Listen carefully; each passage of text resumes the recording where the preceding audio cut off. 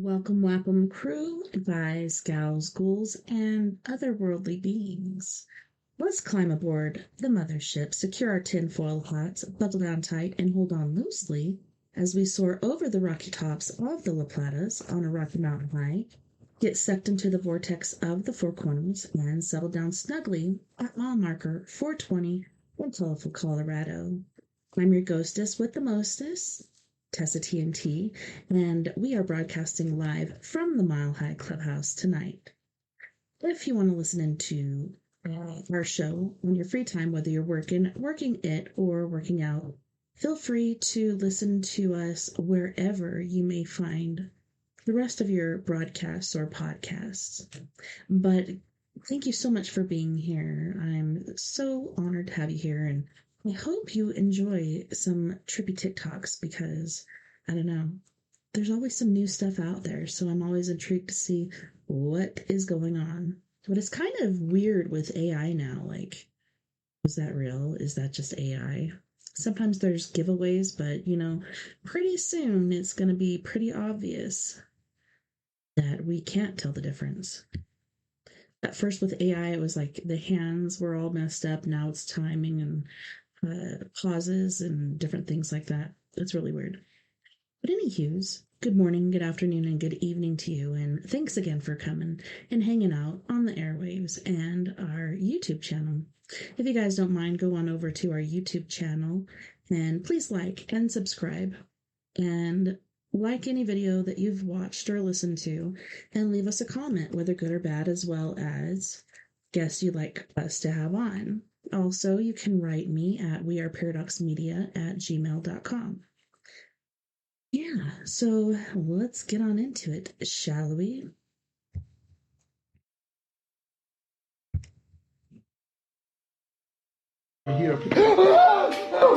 So a guy playing with the Ouija board wanted to see if it's real. What he didn't know is he was really about to faff.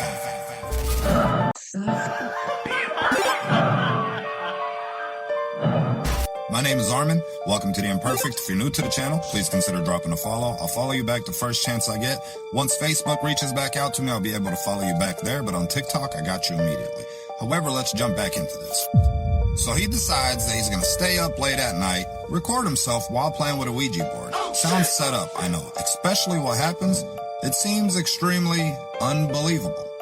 However, I did have an experience with this myself. In 2007, a friend of mine and my girlfriend at the time, we were playing with the Ouija board and we were asking questions that only she would know. However, she did not have her hands on this. And she said, "What is the name of my first cat?" And the thing spelled out Friskies. It was me and a guy named Aaron. It spelled out Friskies. There's no way neither one of us would have known that. Oh, shit! Pretty weird, right? But after that, when we went to sleep that night, the doorknob was rattling so freaking hard, and the bedroom we were in had a door that had a walkway down to the basement. It was creepy as hell. But this guy, he for sure did faffle. Again, my name is Armin. This is The Imperfect. If you're into paranormal, spooky, weird, make you think a little bit content, you're on the right page. Welcome to The Imperfect. You are here. Please let me know you are here by... Oh. It just moved a little bit. If you are here, please let me know you are here. Bro, you won't even believe this. Hold on. This is not even fake. Hold on. This just flew. The glass just came off too. And there's no strings on this or nothing. That is why you stay away from Ouija boards. I'm telling you right now, stay away. I learned my fucking lesson.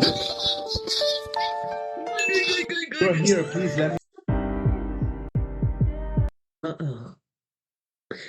I really like this song, so let's listen to part 4 of I Hope for the Worst. I hope the word. Hey, this for your boyfriend. Look, I hope you only attract me. I hope every room smell like booty juice as soon as you walk in. I hope your girlfriend fuck on all your friends. I hope you take her back and that bitch do that shit again. I hope every girl you buy is fucking broke. I hope it starts snowing inside your house and your broke ass ain't got no coat. I hope your barber sneeze doing your edge up. No, I hope your barber move and nobody ever give you a haircut. I hope when you shoot it, bitches, they just laugh. I hope your son done turned 14, pull up to your job and beat your ass. I hope your rent go up $300. I hope if you ain't got no rent, shoot, you get kicked out of your mama's. I hope somebody cut off all your dreads. I hope every time you get up at the car, a bird shit up on your head. I hope your mama fall in love with one of your wives. I hope they get married and she get mad if your ass don't call him pops. I hope the worst. I hope you can't even close your eyes. I hope you buy all the fucking games and then break your PS5. I hope the middle of your tongue attract flies. I hope you charge your phone every night and as soon as you wake up, that bitch dies. I hope X build a pile in your shoe. Now, I hope your boss demote your ass and then smile when he do. I hope you can't ever get no rest. I hope everything you eat go down your throat and then it fall about your chest. I hope a hungry lion think you a Giselle. I hope whenever you pour out some cereal, it hit the bowl and then go stale. I hope Chick-fil-A get your order wrong. I hope when you turn on the radio, shoot, you always hear this song. I hope even when you eat, you still starving. I hope you in the grocery store right now and you get tackled by Michael Parsons. Shoot, I hope your Wi-Fi won't connect. I hope girls get cramps any and every time your ugly ass mentions sex. I hope they pick you last when you going hoop. I hope when you go out with your friends, you always get the ugly girls out the group. I hope mosquitoes jump your ass. I hope your baby mama get rich and then she stun on your whole ass. I hope the worst. I hope your socks is always wet. I hope you been working hard all day, but they don't even cut you a check. I hope your ass will break next time you got a date. And I hope for every day you don't take care of your baby, you get a pimp on your face. I hope you know I'm here for a check. I hope you know that you can find me, but I ain't finna be putting up with getting fired for it. I hope you know that every day I do my job. I hope you know we get a lot done when you over here, but a lot more when you not. I hope you know I be wanting you to leave me alone. I hope my homegirl get me on in her job, cause you made me want to work from home. I hope you know I ain't really learning shit. I hope you know I apply to another job, and if I get it, I'm gonna quit. I hope you know that I hate the way you smell. I hope you know I don't look at you as a supervisor, I look at you as a tattletale. And oh yeah, I hope you don't think you run me. I hope you know if you take it there, I drag you around this whole corner. I hope you know I take instructions and not orders. I hope you know it ain't nothing wrong with grown people being supportive. I hope you know I've been seeing you be late. So the next time you say something about me, I'ma tell you, get up out my face. I hope the worst. I hope they tow your car every week. I hope payroll make a mistake for a year straight and give all your checks to me. I hope they call you in every off day that you tired. I hope they say they got an announcement, promote somebody, and say you fired, stupid bitch. Hey guys, I'm here with the long-nosed Alaskan boar chicken. Uh-oh. He is sleeping. Oh, no, he is awake. He's awake. I found out they love to look at coffee table books, and I just happen to have one here that's an amazing coffee table book. This is full of my hidden Bigfoot paintings. Check it out. Check it out. We're going to get to the bottom of this. Doggammit. It's the last thing I do. Yes, sir. You do. You sure, Bob. Hey guys, I'm here with the... We're going to get to the bottom of this. Doggammit. It's the last thing I do. Yes, sir. Gummit. Who's that? You guys all know who that is. I've talked about him many times before. We're talking about Tim Burchett, Congressman Burchett, who, as far as I'm concerned, is a hero in this space, going on the Tucker Carlson show and talking about what's going on. So I'm going to give you a quick breakdown of all the stuff that was discussed, things that were mentioned, things that are going on currently, and really, reiterating what I've been saying for the past 2 years. So it's just doubling down on what's happened. So there's obviously been a government disinformation campaign going on for the better part of 80 years. Burchett and Tucker both assert this, saying that disinformation effort to confuse the public about this has been prevalent and that some people don't even know that they're doing it. So there'll be representatives that think they're doing the right thing and are actually pushing out the wrong information and they don't know it. I think a lot of people have alluded to Lou Elizondo doing that he's been fed the wrong information and is pushing that out in the public realm that is just wrong, and they're doing that on purpose. So these guys are disinformation agents, if you like, don't necessarily know that they are disinformation agents, which is a very interesting point of distinction. He says the lies are compartmentalized through defense contractors and agencies. Even many officials don't know they're lying to the public on these issues, which is, it's brilliant when you think about it. It's very clever, but they've had 80 years to get this all in line, so it's pretty obvious that these things would be asserted in that way. Corporations control the truth. He claims that 5 or 6 major defense contractors, who am I going to say next? Raytheon, Lockheed, Northrop, Bigelow Aerospace, BAE Systems, ETC, it's still the same culprits all the time. Those seem to be the guys that have a cabal on this stuff. And effectively what they're doing is they protect energy monopolies and military profits. Free clean tech would end the war economy. As Burchett likes to say, it'll put the war pigs out of business. Sorry, I need to stop doing that. But I love him. I think he's brilliant. But it is true. It's absolutely true. As Dr. Greer said from his documentary, they're protecting a $650 trillion asset in the form of oil and gas as well. They don't want this natural progression to go on to this renewable energy that is being reverse engineered from all these things we're bringing down through Tier 1 forces, SAS, under the guise of this thing called Office of Global Access, which has very quickly been taken off the website. You can't even search that anymore. Nothing comes up anymore. But it did a couple of years ago, but now it doesn't. This is the brainstem, if you like, that's been set up by the CIA to basically have these crash retrieval programs go out there and use the SAS, Spetsnaz from Russia, and other special forces teams around the world, SEAL Team 6, to collect these things and bring them back to secure locations. Wright-Patterson Air Force Base, Groom Lake, Papoose Lake. Should I say more? Yes. This stuff just comes off the tongue now. It's easy now because it's a lot of repeating of the same stuff, but it's important that we keep ramming this home so you guys understand the process of how this works and the compartmentalization going on.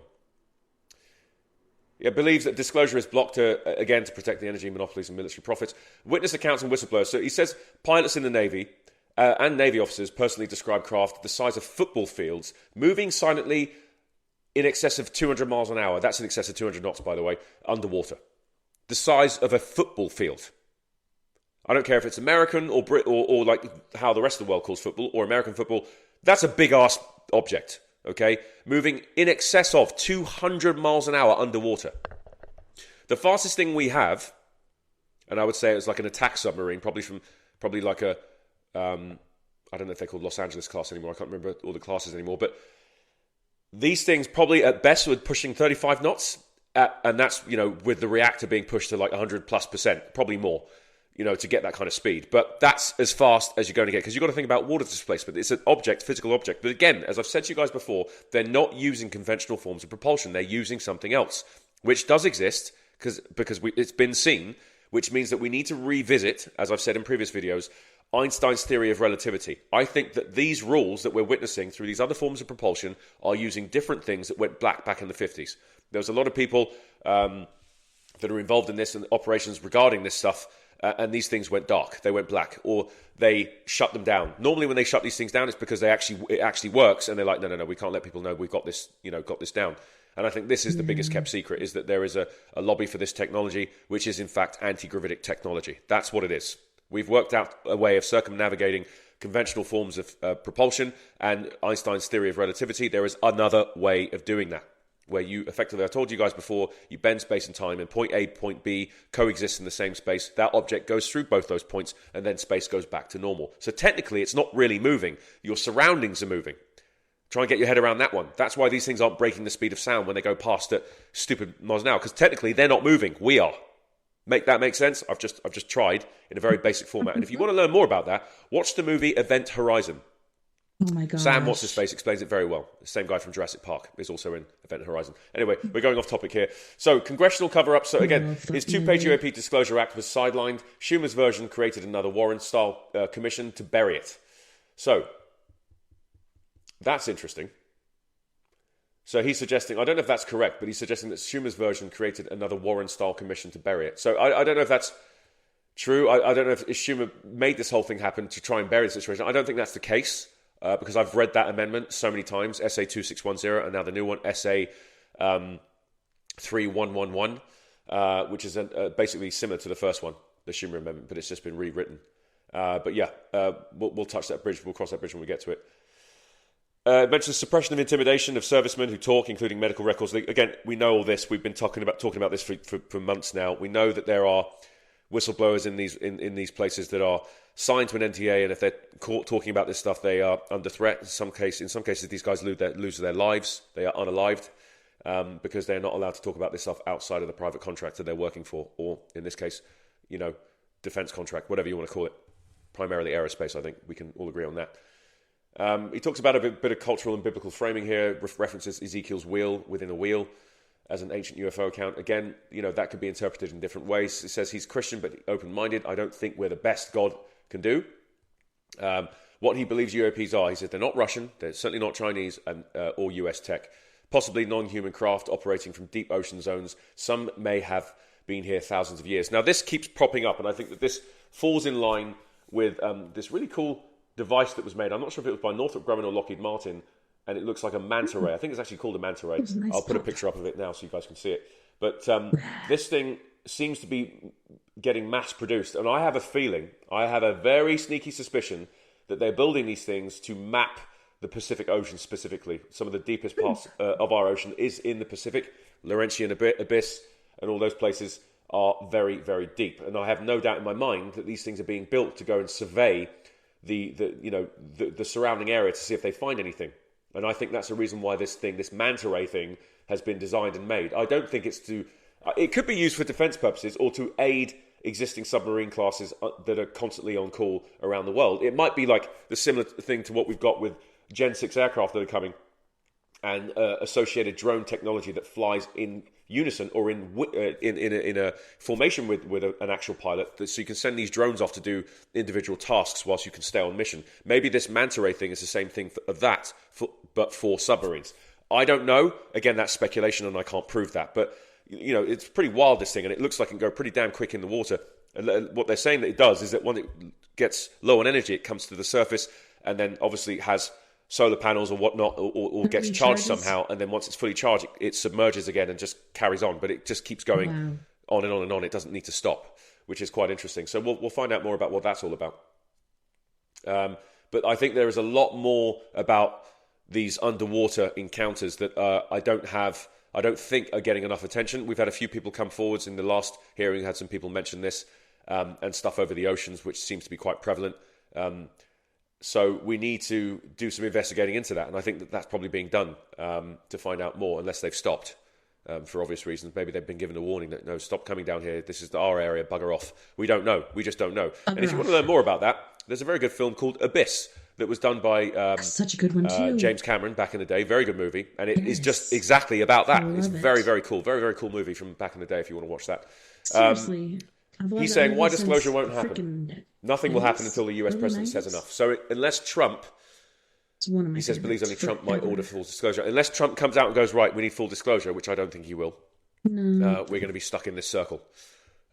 Circle jerk.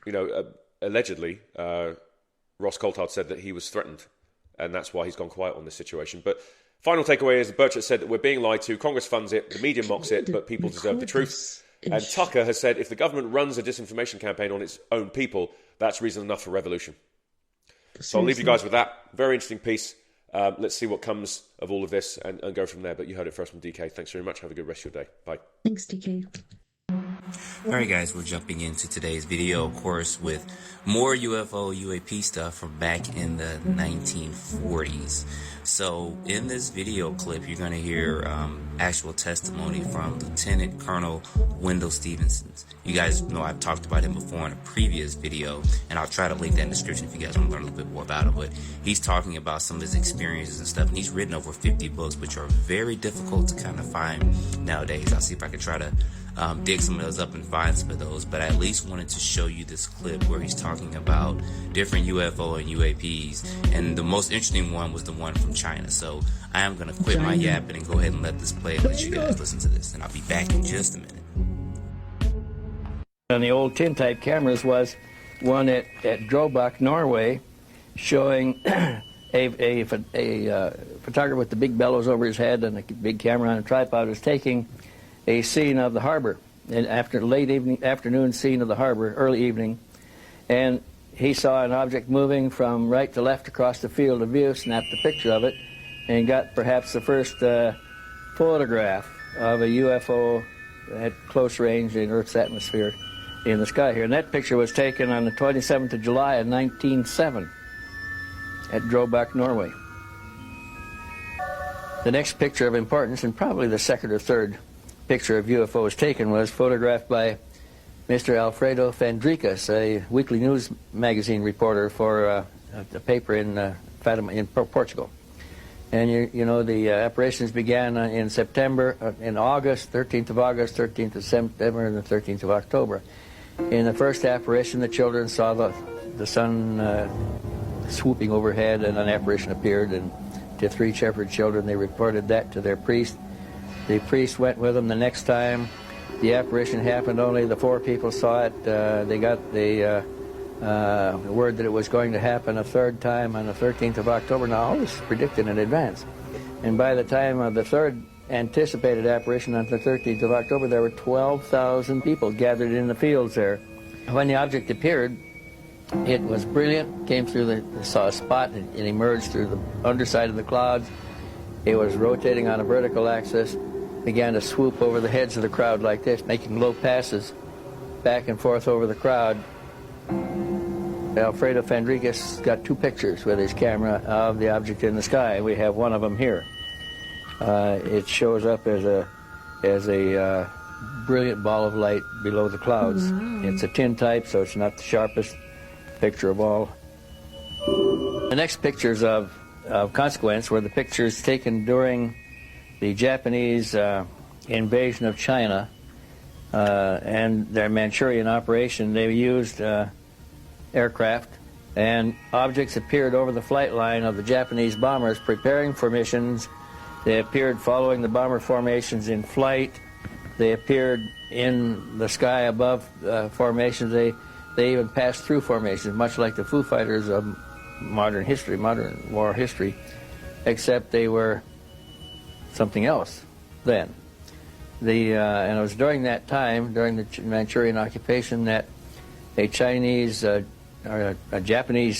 general in the occupation forces was walking down the street in Tianjin, China, and his attention was drawn to an object in the sky because the street photographer, one of those with the old bellows camera, had it set up, and people started pointing and shouting and pointing to the object in the sky. Rickshaws stopped, crowds stopped, people pointed. The tintype cameraman aimed his camera and took one picture of the object coming down the street. The Japanese general went over and bought it and took it back to Japan. And that's the photograph made in 1942 at Tianjin, China, in the middle, full day, daylight.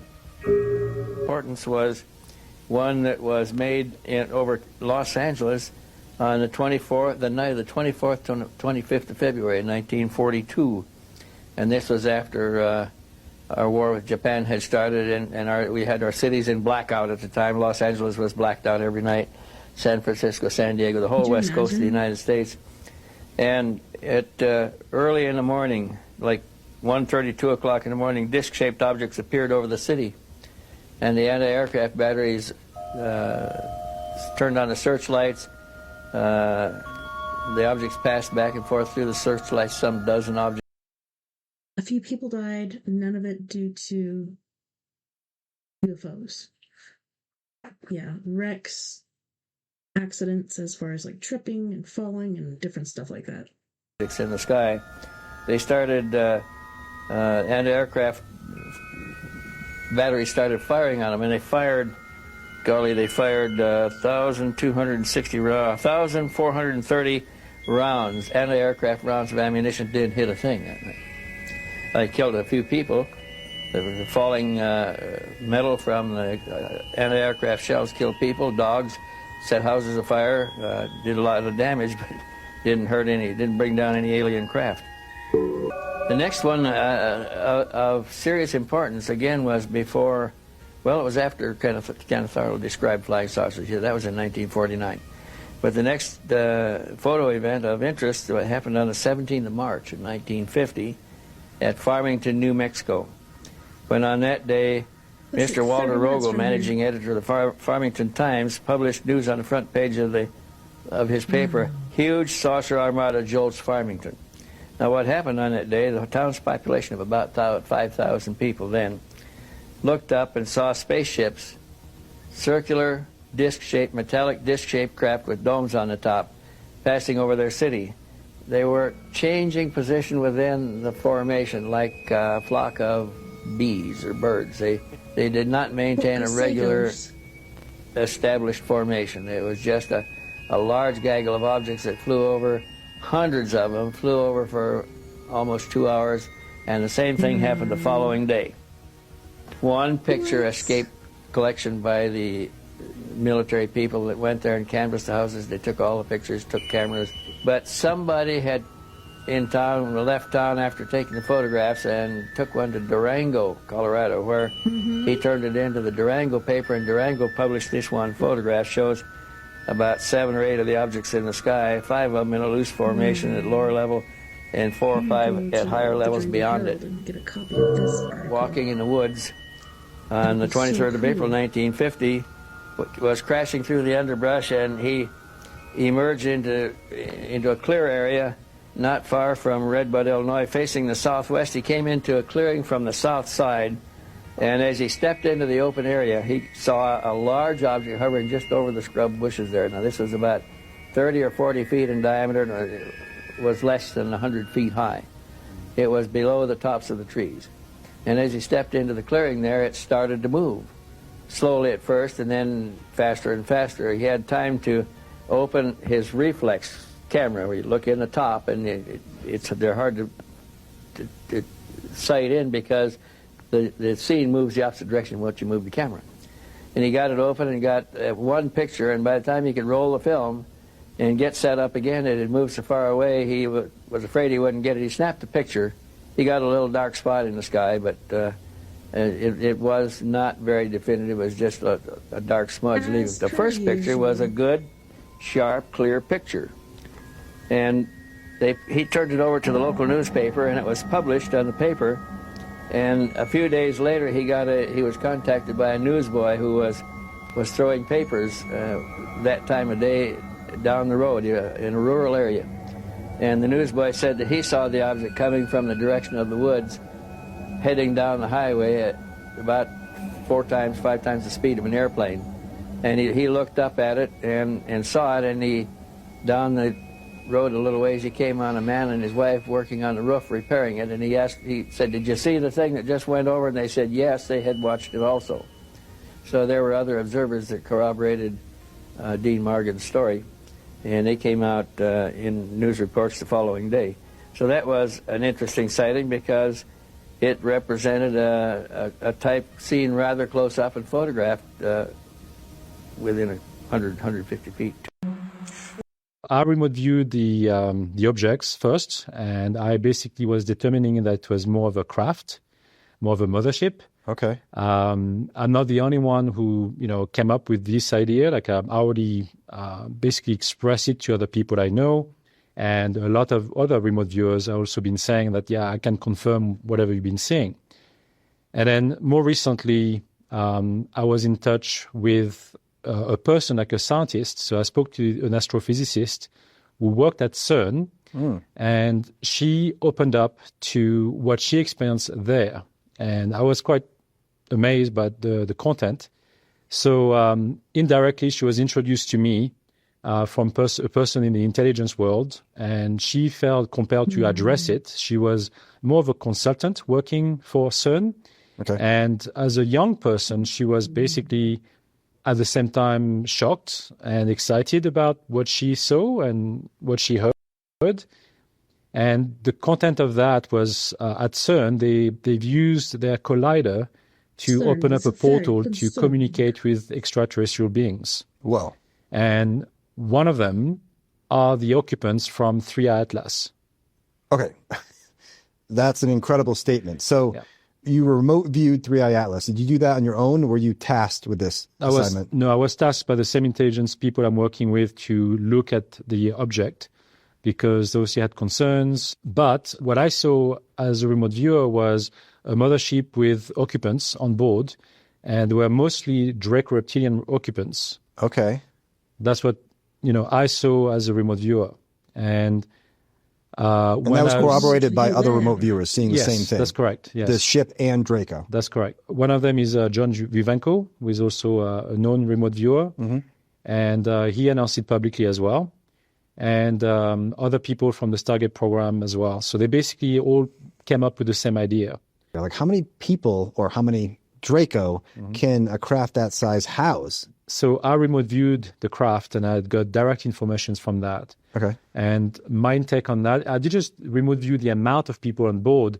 I also remote viewed the technology what's inside, the whole decks, the pods, the whole thing on the inside. So I can see they are using antimatter and fusion technology, and they also have pods housing less than 5 million Draco reptilian soldiers inside. And so they are all dormant. They're not using space. They're not eating. They're not doing anything. They're just basically just waiting to be awakened. And they're all in pods. You use the word soldier. Yes. That is a little unnerving. Yeah, I mean, the Draco race is known to be fighting wars in other galaxies, and obviously they destroyed the Pleiadians' home planet. So that's in their genes. That's what they do. And at the same time, it's for their own safety, that they are trying to protect themselves. They don't know what's coming. They don't know who they're going to be facing. So that's why they keep those soldiers in that situation. They're not active. So when they travel through space, they just keep them in that state. Oh, so it doesn't mean they're necessarily coming here with soldiers to attack. That's correct. It doesn't mean that they're coming in to wake them up all and, to invade Earth. That's not the plan. I'm just saying that they are there on, just in case, because it is a mothership. All right, Sebastian, big question. While you were remote viewing 3I Atlas, this comet, did you pick up on any type of agenda for why it's approaching Earth? Yeah, but I don't think I want to talk about that. It's just, I believe that, yes, there is an agenda from the Dracos, but at the same time, for whatever I've seen moving forward, either way, humanity will prevail. And with the help of the Galactic Alliance, I feel pretty confident that whatever is at play won't be successful.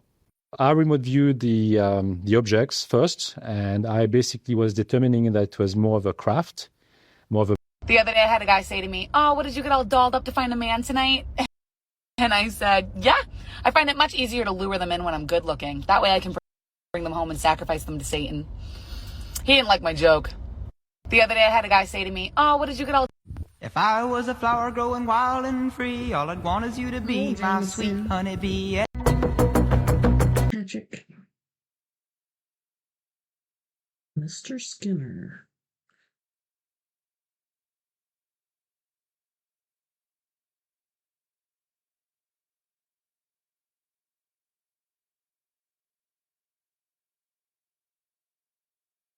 The second thing about safety is...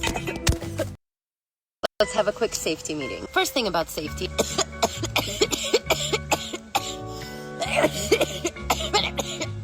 The second thing about safety is...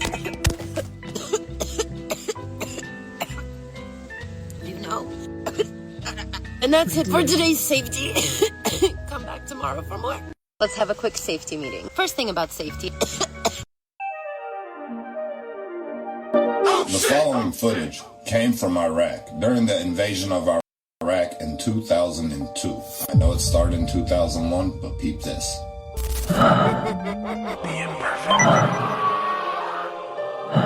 My name is Armin. Welcome to The Imperfect. If you're new to the channel, consider dropping that follow. It'll mean the world to me, and I'll pick you back up as soon as I get a chance. My Facebook page is frozen, but if you're on TikTok, I'll scoop you back immediately. Let's jump back into this. So a Green Beret, let's just go by the name John, because that's all they're producing right now. I did talk to several individuals that confirmed this footage. However, the skeptical side always wants to know, what am I sharing? What am I looking at? So I put it under the scope of deep fake. Completely analyzed 100%. It came back as 97.9% authentic. So it peels off layers and shows what's supposed to be there. All this stuff was recorded. Now, why would a Green Beret prop all this, including real gold? However, this was supposedly, allegedly, the tomb of Gilgamesh. What? And he opens his eyes. Oh, shit. Now, there's also a story about the Kandahar giant in Iraq. Same skin color, not the same size. The being, entity, whatever you want to call it, that was in that tomb was over 9 feet tall. Pretty interesting, right? However, the encryptions on that golden breastplate matched the Boogosphere. And I did connect that with ChatGPT, and they absolutely matched. There is a hidden message on there. If you want to see what it says, hit the links, go to YouTube. The video is going to drop soon. Again, my name is Armin. Welcome to The Imperfect. If you like the content, drop the follow. It'll mean the world to me. I'll pick you right back up. 3i Atlas has some strange coincidences taking place, and let me tell you why, right? Do you see this? I shared a map like this the other day, and it was from...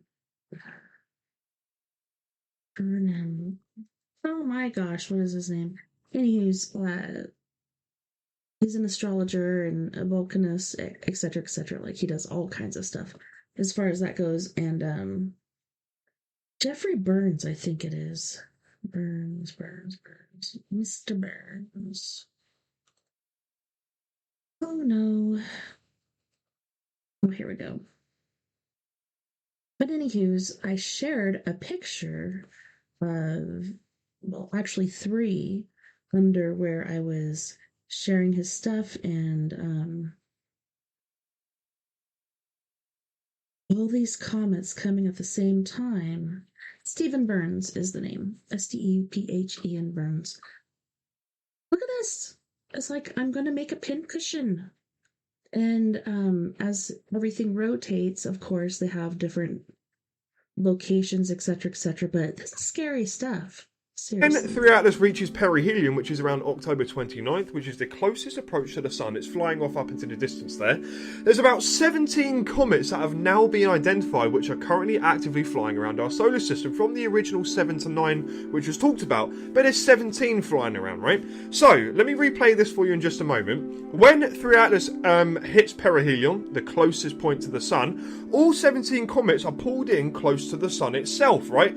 As 3 Atlas is approaching, and then when 3 Atlas then disappears off into the distance, all of the comets then kind of span out and go back out into the solar system. And you may go, why is this a bit weird? So the number 17 in symbology actually symbolises victory. New beginnings, spiritual harmony, forgiveness, and mystique, if you want to get a little bit funny about it. Also, October 10th, over an hour to 2 hour period, giant type structures flying towards and into the sun. So right now we have a whole load of an activity, and there's a load of strange spiritual significances taking place, whether this is just coincidence once again, but it seems to be a lot of coincidences taking place with all of this object and stuff happening in our solar system right now.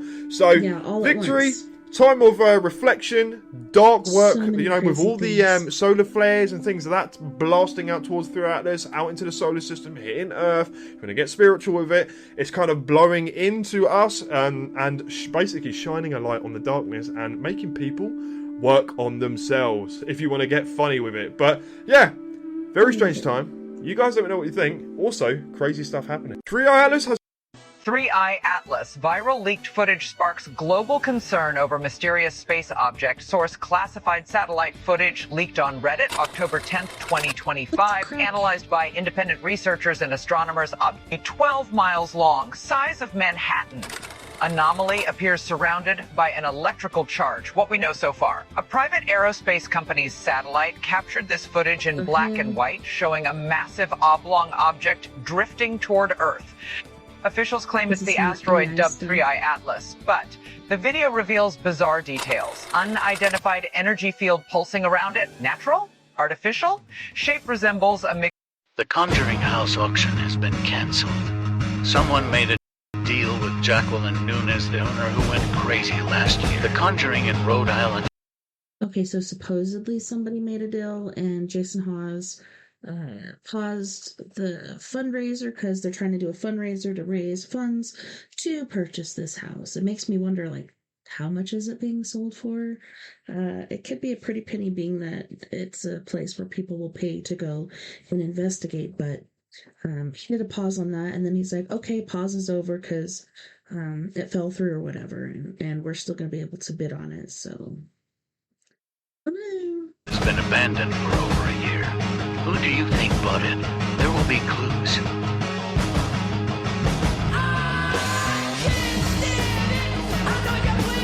The Conjuring House. My grandma's house was extremely haunted, and I used to babysit there. Story time. When I was little, the adults would go outside and party all night long, and I would stay in the house and watch the kids. And on this night, I was babysitting a family friend. Come on.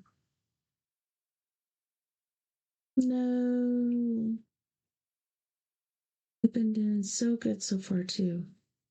Friend's daughter named Cam. So like every other weekend, we were in the house watching TGI Friday, waiting on Step by Step to go off so we could watch a movie, Pee-wee's Big Adventure. So we eat supper, take a bath, watch our movie, and we go to bed around 10 o'clock. Cammy was like 5 or 6 years old, and anytime she got scared, she would run down the hallway, come in my room, and jump into bed with me. I would hear her little feet stomping down the hallway like toot toot toot, so I recognized the sound every time. Well, around 1 a.m., I hear her feet stomping down the hallway, so I assumed she was coming to jump into bed with me. But like a good 30 seconds goes by, and she still hasn't come into my room, so I whisper, Cammy, come on. I sit up in bed and go, Cammy, is that you? you? My door's open, come on. And then my door slammed shut, so I thought it was her. So after the door shut, I see this white blur darting around the room like on all fours, and I'm like, Cammy, stop, you're gonna get us in trouble, get up here. I sit up in bed, and I can barely see this thing because it's darting around so fast on all fours, so I yell, Cammy, stop, you're scaring me. As soon as I said that, this thing went underneath my bed, so I leaned over and said, Cammy, get up. There ain't no way I'm going down there, get up here. I see a little kid hand sticking out from underneath my bed, so I reach down to grab it, and before I can get to it, my bedroom door opens, and it's Cammy standing there. She said, Alicia, I'm scared, can I sleep with you? I said, no, we ain't sleeping in here, so we took off running back to her room and hid underneath the covers. So we finally fall asleep, and a couple hours later, Cammy wakes me up and says, Alicia, look over there. What is that? There's something in the corner. Look. I ain't gonna lie to you. I didn't want to look because I knew damn well what it was. I've seen it a million times before, so I told her, I was like, just go back to sleep. Don't pay it no attention. It'll go away. So she rolls over and hides her face in my chest, and I pick over the covers and look, and it was that black shadow with the red eyes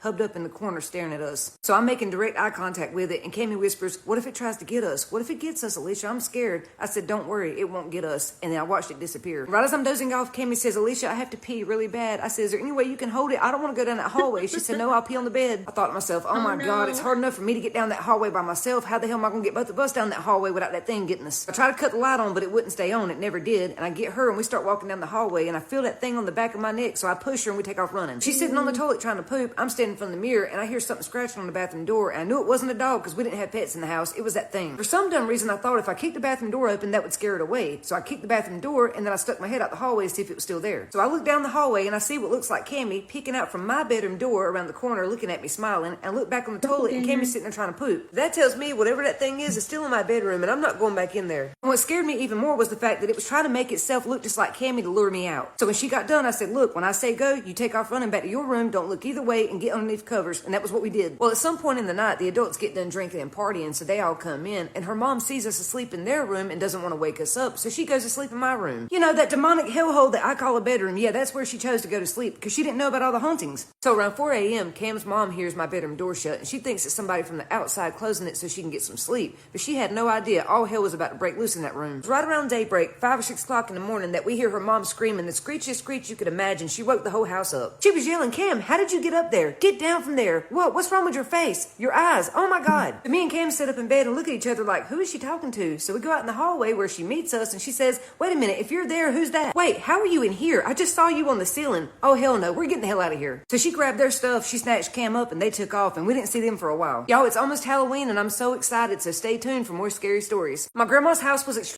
Og's barking is a government experiment to terrorize people in poverty. What? Check this out. Do y'all hear the dog?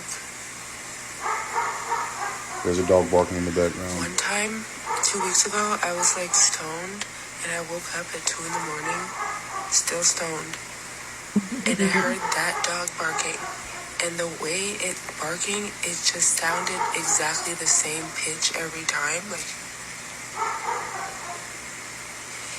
And I got really creeped out because I started to feel like, what if the dog barking is a government experiment and it's really just someone playing a dog barking over a loudspeaker? Almost like it's pre-recorded. Like terrorizing low-income neighborhoods so that we can't have peace.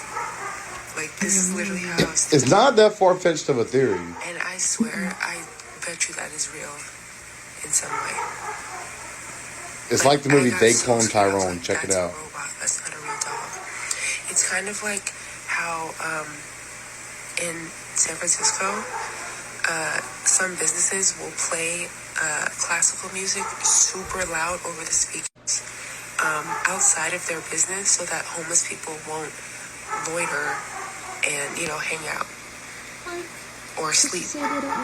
And of course, a lot of homeless people will still stay out there and still sleep anyways, despite the music, but stay weird, y'all. It creeped me out thinking that, like, wow, like, this could all be a experiment. Og's barking is The Shanghai tunnels are a series of tunnels underneath Portland, Oregon. Yes, now, they go back to the 1800s when they were actually built and used to Shanghai people. Now, a lot of creepy stories have came out of the Shanghai tunnels. This is one of them. Now, there was this man named Sean. Sean grew up in Portland, Oregon, and he worked downtown. And one day when he was going to work, he ran into this homeless man named Eli. And he felt really bad for him, so he gave him $10. Well, he continued to see Eli, and they end up becoming friends, and he would constantly give him money like here and there. Well, one day he was downtown and he runs into Eli, and he gives him a couple bucks, and they start talking. And he asks Eli, like, hey, have you ever heard of the Shanghai tunnels? And when he asked Eli that, Eli just kind of like tensed up and started shaking and was like visibly scared. And he's like, yeah, I know about the tunnels, but I don't like to talk about it. I had a friend who went down there, and he said he encountered something, and he's seen something down there. All kinds of and stuff after down that, there. he was just not the same anymore. Mm-mm. And Sean was like, but I thought they blocked the tunnels off, and you couldn't go down there. And Eli's like, there's a spot over here, on this one street, and like I know a secret entrance and how to get to these tunnels, but I will not go near there. So a couple more times he runs into Eli, and he decides to ask him, hey, if I give you $100, would you take me down to the tunnels? And Eli's like, no, man, I will not do it. Like, I won't go anywhere near there. So a couple weeks later, he's downtown, and it's late at night.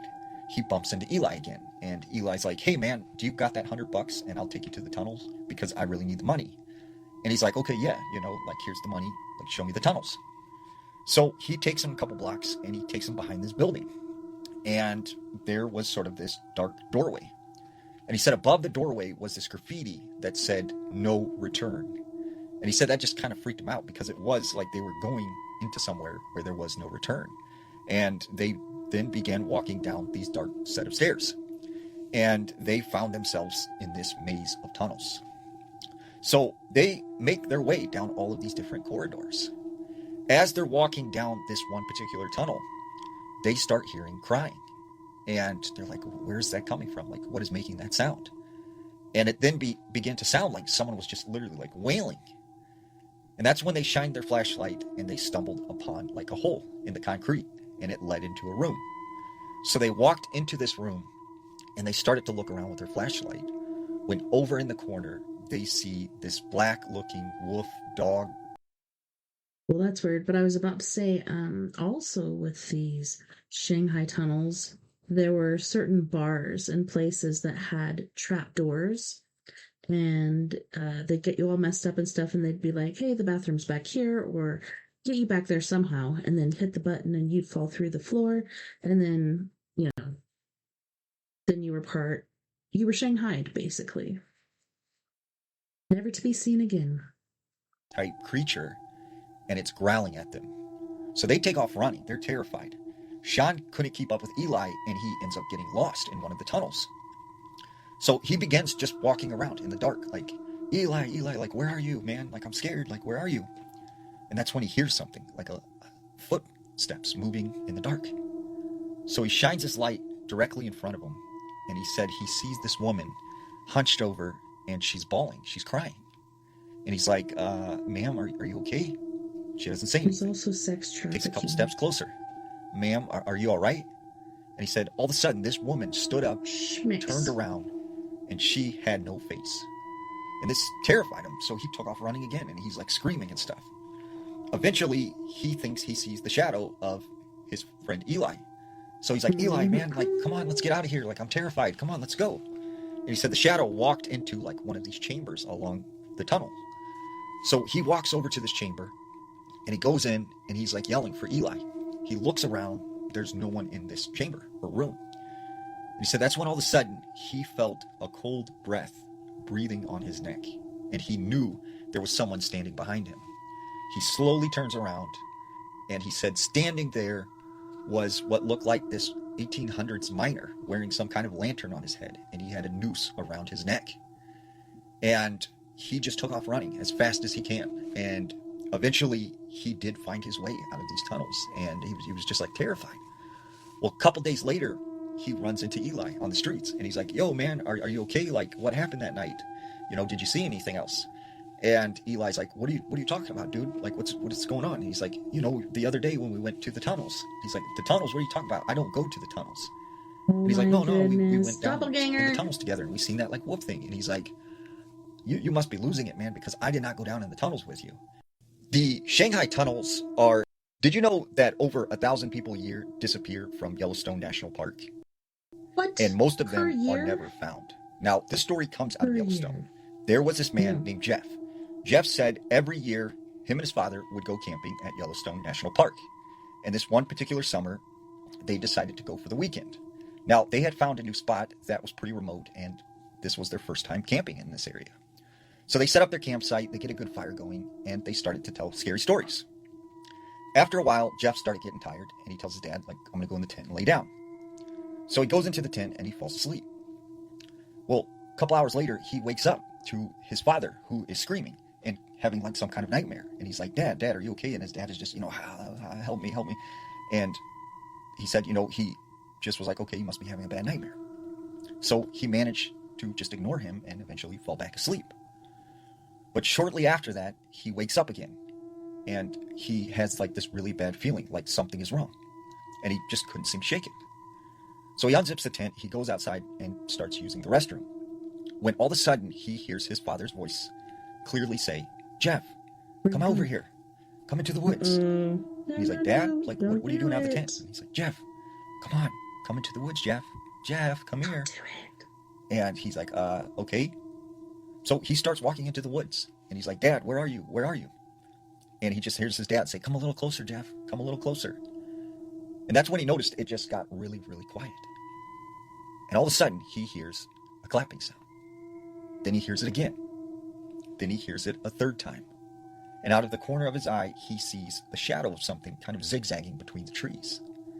And then, right in front of him, he sees this deer. Except this deer is standing on its hind legs like a person. It has antlers, it has all the features of a deer. But it has these glowing yellow eyes. And it is talking in his father's voice. So Jeff frantically runs back to the tent, and when he unzips it, he is shocked to find his father is not in there. So he starts yelling for his father, looking all around. And that's when he sees truck lights, and he sees his father's truck. And he realizes his father was not in the tent. He must have left and went somewhere. So he runs up to his father and is like freaked out, tells him what happened. And his father was like, after you fell asleep, I went over to this other people's campsite and I was hanging out with them for a while. And then I was coming back to go to bed. But he can see that Jeff is visibly shaken. So he says, you know what, let's just go ahead and leave. Well, as they were making their way out of the Yellowstone Park, he said they happened to overhear some people at the visitor center talking about someone had went missing. And what was eerie is he was very similar in age and look to Jeff. Now, this next story also comes out of Yellowstone.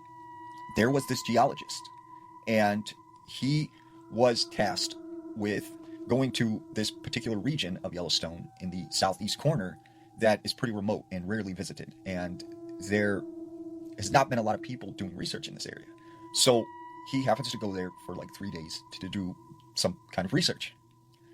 So he had set up his campsite and he was making dinner when all of a sudden he started to hear like a humming sound. And he said it was just kind of buzzing in his head, and it was just like very repetitive. And he couldn't figure out like where would that be coming from, because there's nothing out here. It's just woods everywhere. So he started walking in the direction of this humming sound, and he could hear it getting louder and louder. And that's when he runs right into this like 8-foot tall fence, and it goes down all the way on both sides. And he's like, why is there this huge fence out in the middle of the forest? Like what is behind here? So he manages to find a spot where he could get in underneath the fence, and he crawls into this area. He starts walking around for a little bit, and he could hear the humming sound getting louder and louder. And that's when he came out to sort of this clearing, and he said he couldn't believe his eyes. There was this pyramid-like rock structure with some kind of entrance, and there were these very tall men coming out of it. And he said, they were just tall, gray, very long arms, very long heads, is the way he described it. And he said they noticed him, and he started to panic. But then all of a sudden he heard a voice in his head say, do not be afraid. And he just instantly felt peace overcome him. And he said, then it said, you are not ready to know what we know. You need to leave. And so he turned and he left, and he went back under the fence and he got out of there. So he leaves his campsite and he goes to the nearest ranger station, and he starts telling them there's something out there. I don't know what's happening, but there's this fenced in area. And all the rangers are kind of this guy's losing it. So as he leaves the ranger station, one of the rangers runs up to him and is like, hey, Don't tell anyone, but I believe you. There is a lot of weird stuff that goes on here that we don't really talk about. But you did see something, and something happened. Did you know that? All right, we're going to have a little pause for the cause there as we go to our first break. And on this break, we have the lovely and talented Miss Tamara Bubble from the greater New York area, and she's going to be singing Laundry, Cute Panties, Out the Mud. Then we have Griff from Toronto, Canada with Zoo, as well as Fluid from Milwaukee, Wisconsin. I believe so. If not, it's Boston. From Boston, but I'm pretty certain he's from Milwaukee, Wisconsin. And he's going to be singing I Love It. You guys don't go anywhere. We'll be right back after this music break.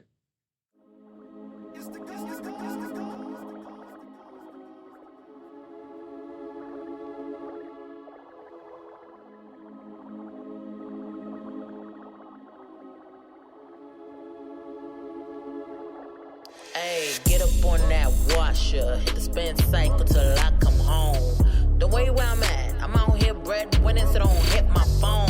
Should've never gave you treats like that. You got a sweet tooth and won't leave me alone. And every time I try to get some sleep, I wake up cause you doing me wrong. Sneaking up under covers, used to fight it, but I love it. Hate it that you got me weak, cause now we ruin all these sheets. Like who doing laundry? Who doing laundry? Who? You doing laundry? Who doing laundry? Who? You doing laundry? Who? You doing laundry? Ain't playing, think I'm playing. I'ma have you doing them dishes too. Better let them plates clean, be grateful for this delicious food. Why you want no fours? What you scrubbing floors cause you want some more?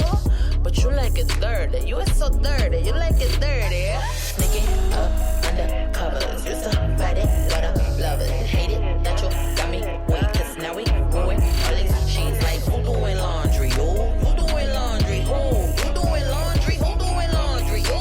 You doing laundry? Who? You doing laundry? Sneaking up under covers, used to fight it, but I love it. Hate it that you got me weak, cause now we ruin all these sheets. Like who doing laundry? Who doing laundry? Who? You doing laundry? Who doing laundry? Who? You doing laundry? Who? You doing laundry? First of all, I was sleeping. And second of all, why you creeping? Third of all up on me, rubbing like conditioner that you be trying to leave it. Relax, love, keep breathing. And I would say keep cleaning, but you like it dirty. You is so dirty. You like it dirty. Sneaking up under covers, used to fight it, but I love it. Hate it that you got me weak, cause now we ruin all these sheets. Like who doing laundry? Who doing laundry? Who? You doing laundry? Who doing laundry? Who? You doing laundry? Who? You doing laundry? Get up on that washer, hit the spin cycle till I come home. The way where I'm at, I'm out here breadwinning, so don't hit my phone. Should've never gave you treats like that. You got a sweet tooth and won't leave me alone. And every time I try to get some sleep, I wake up cause you doing me wrong. Sneaking up under covers, used to fight it, but I love it. Hate it that you got me weak, cause now we ruin all these sheets. Like who doing laundry? Who doing laundry? Who? You doing laundry? Who doing laundry? Who?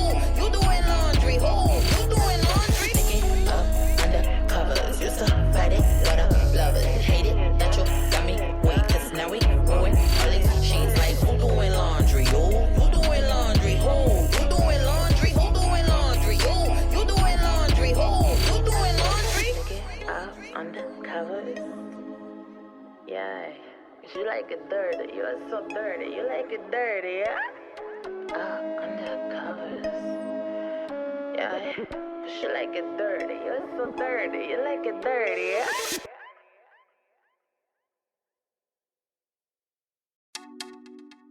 Yeah. Bubble on that. Yeah. Real cute. Underwear.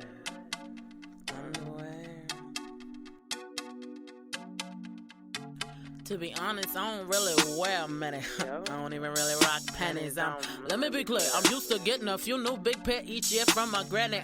Couple sexy ones that might come off, and I done had way too much. Any a drunk text go out. They come and eat the sweet juicy pie down there. I'ma go that route. But now, nigga, wrong song. I only need a couple of bars to turn you on. That's why I started mentioning that lingerie, but pull her to the studio with some long johns. This verse about to take a turn for the worse, and all them cute panties gonna be long gone. Cause the hating niggas that I wrote it for, they ain't afraid of wordplay, that's why they wrote this for. So I'ma drive them wild. Thinking one day they might hit all about my boy shorts, G-string, slutty thongs, even put them edible pennies on the cover so they wonder how that bubble tastes. You can stay mad, be miserable, old, predictable, maybe not even applicable. But yeah, you typical. Check your mans if it ain't you, cause way too many queens rocking shades cause they eyes black and blue. Way too many dudes putting hands on the brown. That make you feel like a man. Mishandling a weaker vessel, yeah, you saw.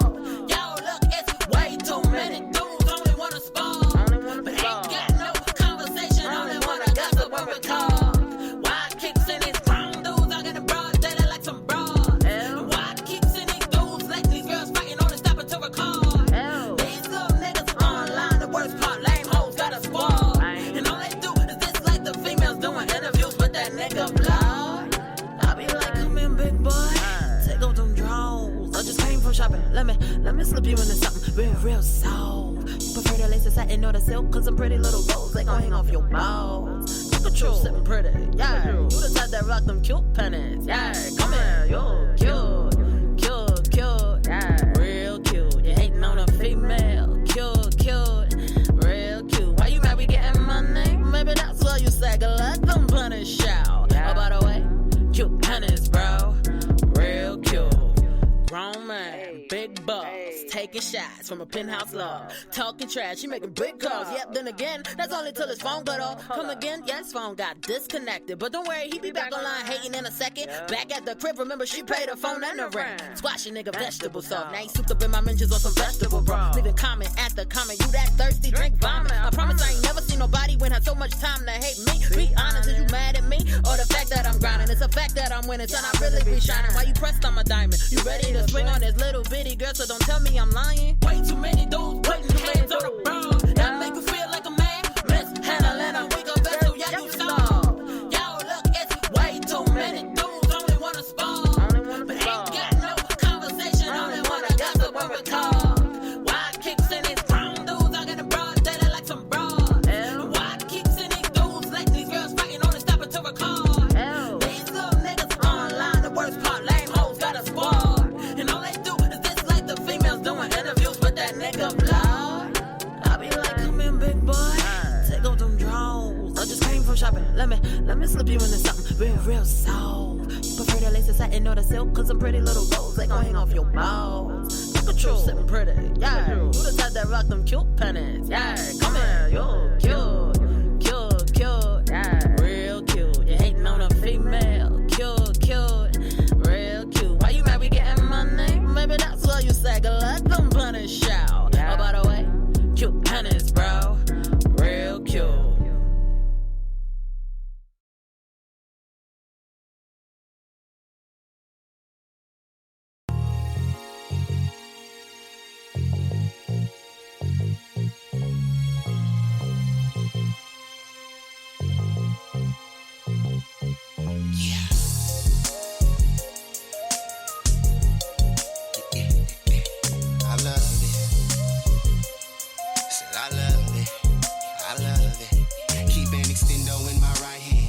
In my left hand, I'm ballin', making buckets back to back like I was Stephan. Better yet, I'm Phil Jackson, so don't treat me like the next man. And I'm kind of a real big deal, so don't be out here second guessing. Anyway, I make my pay and live this California lifestyle. Sunshine, loud packs, and chicks that love to get wild.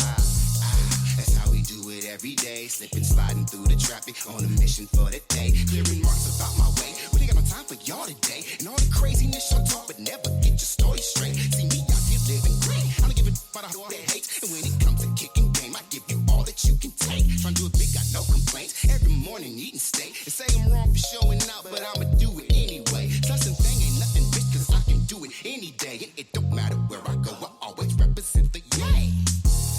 I'm so in love with this lifestyle. Anything I want, I say the word, I get it right now. Boppers used to hate me, now they tell me I'm a type now. Swagger through the roof, got everybody on my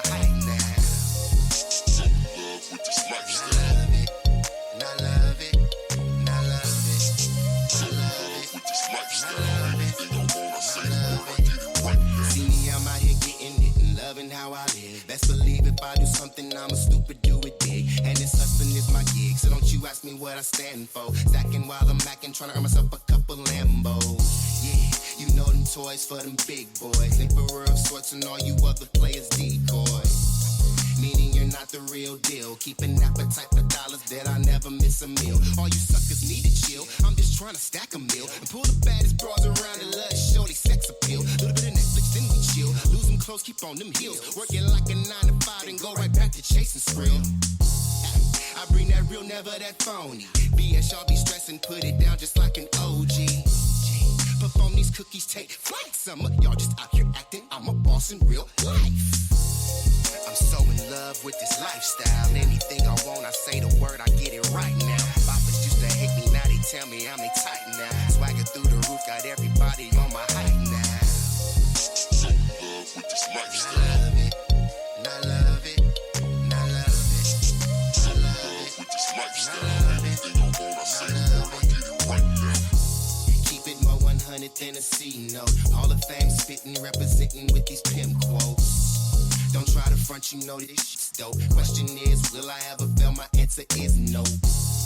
I make this hustling look amazing. Put it down, doper than a blunt of purple hazing. Spicy on the mic, I bring the fire like a Cajun. Scovilles, making haters sweat when I be blazing. Leaning to the side, haters everywhere. Yeah, I hear them talking, but they simply wasting air. Can't understand the reason that they stay in my affairs. But I'm major with my movements, getting money everywhere. I'm so in love with this lifestyle. Anything I want, I say the word, I get it right now. Boppers used to hate me, now they tell me I'm a tight now. Swagger through the roof, got everybody on my height now. So in love with this lifestyle. I love it, and I love it, and I love it. So in love with this lifestyle. Anything I want, I say the word, I get it right now. I love it, so in love with this lifestyle. I love it, and I love it, and I love it. So in love with this lifestyle. Anything I want, I say the word, I get it right now.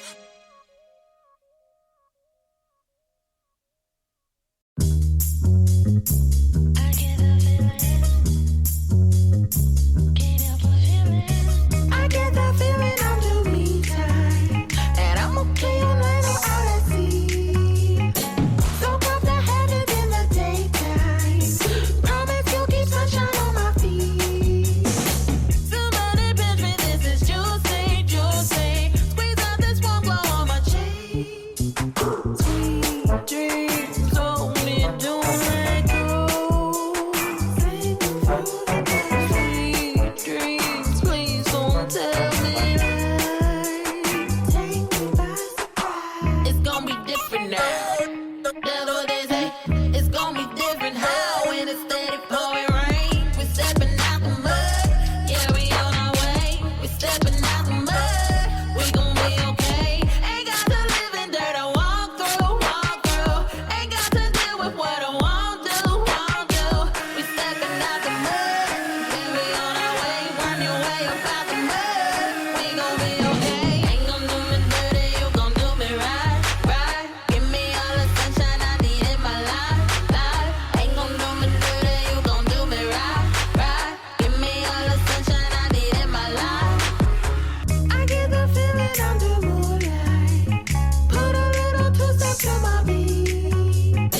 I should be dancing 'cause it feels right. Shake it, shake it, shake it with the breeze. Now once again, will give me two dice, two dice. I feel so lucky, can't you see? Sweet dreams only don't let go. Sing through the night. Sweet dreams, please don't tell me lies. Take me by surprise. It's gonna be different now. That's what they say. It's gonna be different how when it's steady pouring rain. We're stepping out the mud. Yeah, we on our way. We're stepping out the mud. We gon' be okay. Ain't got to live in dirt. I walk through, walk through. Ain't got to deal with what I won't do, won't do. We stepping out the mud. Yeah, we on our way. Run your way up out the mud. We gon' be okay. Ain't gon' do me dirty, you gon' do me right, right. Give me all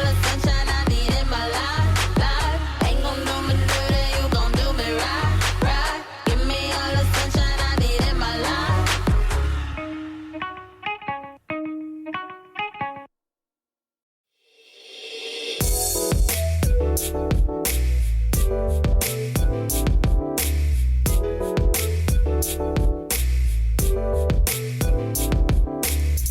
than you learn, but you can't read. More than you learn, but you can't read. More than you learn, but you can't leave. You can't leave. You're right where you wanna be. That is right here with me. You're right where you wanna be. Right with me. You can be anything you want. If that's what you really want. You can be anything you want. All I want to do right now is leave it soon. All I wanna do. All I want to do right now is leave it soon. For good, I'm wasting time. Not trying to lose my mind. Know that I am wasting time. Not trying to lose my mind. If you want to get left behind in this rat race, go back to my place where I know it's safe. And lock myself in my room. Won't watch the news, cause it is so confused. What can I do if I lose you? All I want to do right now is leave it soon. All I wanna do. All I want to do right now is leave it soon. For good. Okay. She was a loompa, now her body super duper. Getting a lot of attention she was never used to. Hitting me up like I was Uber. Got a few miles, so I guess she's a cougar. Real winner, never seen her with a loser. Gorilla talk, ooga booga booga. Scuba, tuba, diver, I'm a rider. Getting cider, sweet like cider. Fighter, rider, neither wants to get it going. Know it, hold it, fold it, blow it. Wait, I'm joking. Cages broken from these beasts from down east on the streets. It's a zoo. All I want to do right now is leave it soon. All I wanna do. All I want to do right now is leave it soon. For good.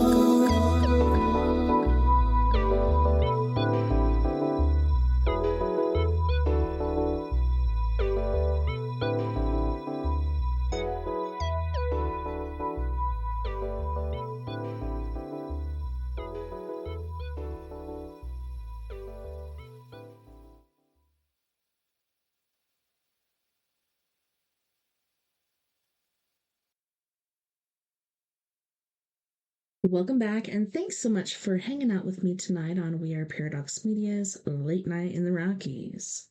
All right, I got rid of the headphones and I got some earbuds because those headphones were hurting my little ears. All right, we're going to get back into our Trippy TikToks. What do you think so far? What would you like me to delve into next time we do some Trippy TikToks? Or even just as a topic? Also, I realized that when I said Fluid was from Milwaukee area or Boston, I was way off. He is from Union City, California. So, sorry, Fluid. Please forgive me. But yeah, let's get back into it. These TikToks, I feel, have been pretty cool. I've been enjoying them. Going to enjoy it even more now that my ears don't hurt. 1 a.m. trail find.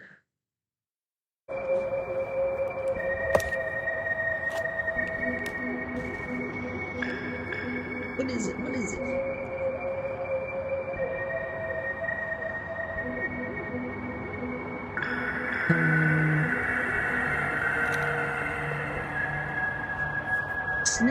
Sasquatch. That is not Sasquatch, dude. Something in a blue outfit.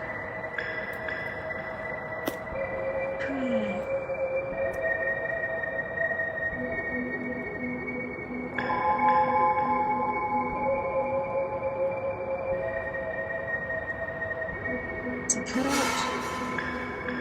What is a person?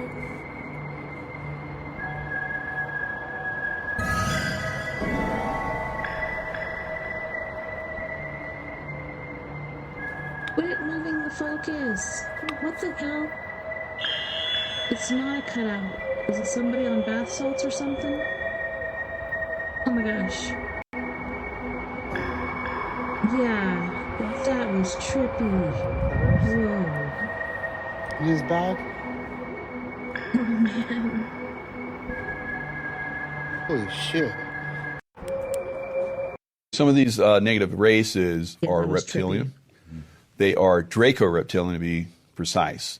So the Draco-reptilian are very powerful, have been very powerful for a very long time. They're the ones that have that changed things back during the Lemurian, Atlantean time frame. It came in and basically tore down the systems that we'd evolved to a great level. Now they're being taken off world. So the negative ETs are fairly well removed from Earth. There's still probably a little, pockets of them here and there. They're being, sought out. It's hard to find these reptilians, these ET races, because they cloak themselves extremely well. I've seen some of these ETs when I was in different organizations. What do they look like? Well, they look like you and I. But when you look them in the eye and they get a little angry at you, they get a little slit eye. And that slit eye is like, oh, okay, there's the reptilian there. But not all reptilians are bad, like we talk about. And not all Draco-reptilian are bad. The Draco are on their way out. The positive Draco. I don't know if you guys remember last Trippy TikTok he was on talking about Eben, which I guess is like a sort of Nordic-looking alien that we've heard about before in the past. But instead of calling them Nordic, they're calling them Eben. Anywho's, it just reminded me of, wasn't there a part in the Bible where it was like, even this, even that, even blah, blah, blah, like, I don't know. I want to look it up now and see what the heck that was, because I know it was there. I just don't remember exactly what it said. Are helping to remove them from the planet. But just like I was involved in hunting down many terrorists, it took years to find them. It took years to find, I remember when I came into Panama, it took us a little while to find Noriega, even though we had planned that for months and months and months. So we came in with a perfect plan, and then he slipped through the cracks, and it took us months to find him. So there's, it takes time to identify them, track them down, and then root them out. So that's ongoing process. They're minions, so you would think of the Draco-reptilians as being at the top of the food chain as far as like the evil controls of Earth, and then you work your way down. You have the different families. Okay, so I don't know how long you've been here and what stories of mine you know, but the things that look like gremlins, but the ears are a bit smaller than gremlins. Those are minions. So I wonder if that's what he's talking about, because they did have like lizard type skin. It was slick looking, shiny. It was hard to really tell a color. Greenish, grayish, blue. I don't know. When we went up there last time to go see my mom at Pine Grove Cemetery, which is in the middle of nowhere, and has some really weird stuff around it. But on the way back down, there were so many weird things that happened, and one was my son saying out of nowhere, well, if those blue guys try to hurt me, I'm going to kick them in their balls. And we laughed, but we were all like, what? Because I had never told him the story of the night that I saw those and how they chased my brother afterwards. But yeah, holy shnikes. I'm going to have to look up Draco. He said Draco reptilians? I don't know. Sorry. That have, controlled the banking and other industries, oil and so forth for a very long time. Those are being, discovered and eliminated to a certain extent. And as we move down, we look at politicians and business owners and so forth. There's a lot, to root out. Seems quite the undertaking. Who are the positive ones? So the positive ones are the ones that are trying to help humanity, like you and I. Right. We're doing the best that we can. We're working within a system that is very oppressive, but we're sharing this information right now. This is very powerful, very enlightening. As we move forward with this information, people awaken to it, and it speeds the process. So there's lots of us that share this information, and that is what raises consciousness. And it's not like beating the other side. It's more of raising the consciousness. That beats the other side. Ultimately, that's where we're going to go. More people awaken to that and stop giving away their free will to the negative groups. Yeah, it speeds our process. Some of the No more worries, rest your head and go to sleep. Maybe one day we'll wake up and this will all just be a shit. So the next time that you're like, I have it hard, just remember this. So, before you go, was there something I could have said to make your heart beat better? If only I'd have known you had a storm to weather. So, before you go, was there something I could have said to make it all stop hurting? It kills me how your mind can make you feel so worthless. So, was never the right time. So what if I were to tell you that this is an actual picture of a ghost? Well, kind of. It never is the right time. This is a picture from spirit photographer Edouard Isidore Bouguet, who served jail time in 1875 for faking pictures of ghosts. And that picture inspired me to tell you the story of Ada Emma Dean, who was a ghost photographer, and honestly her life was so fascinating. Her photographs are so fascinating. So stick with me, I promise it is worth it, because I can't quite figure out what I believe about this woman. So the Kunstmuseum in Basel in Switzerland are currently running an exhibition that's called Ghosts, Visualizing the Supernatural. And some of the photographs of both Edouard Isidore Bouguet and Ada Emma Dean are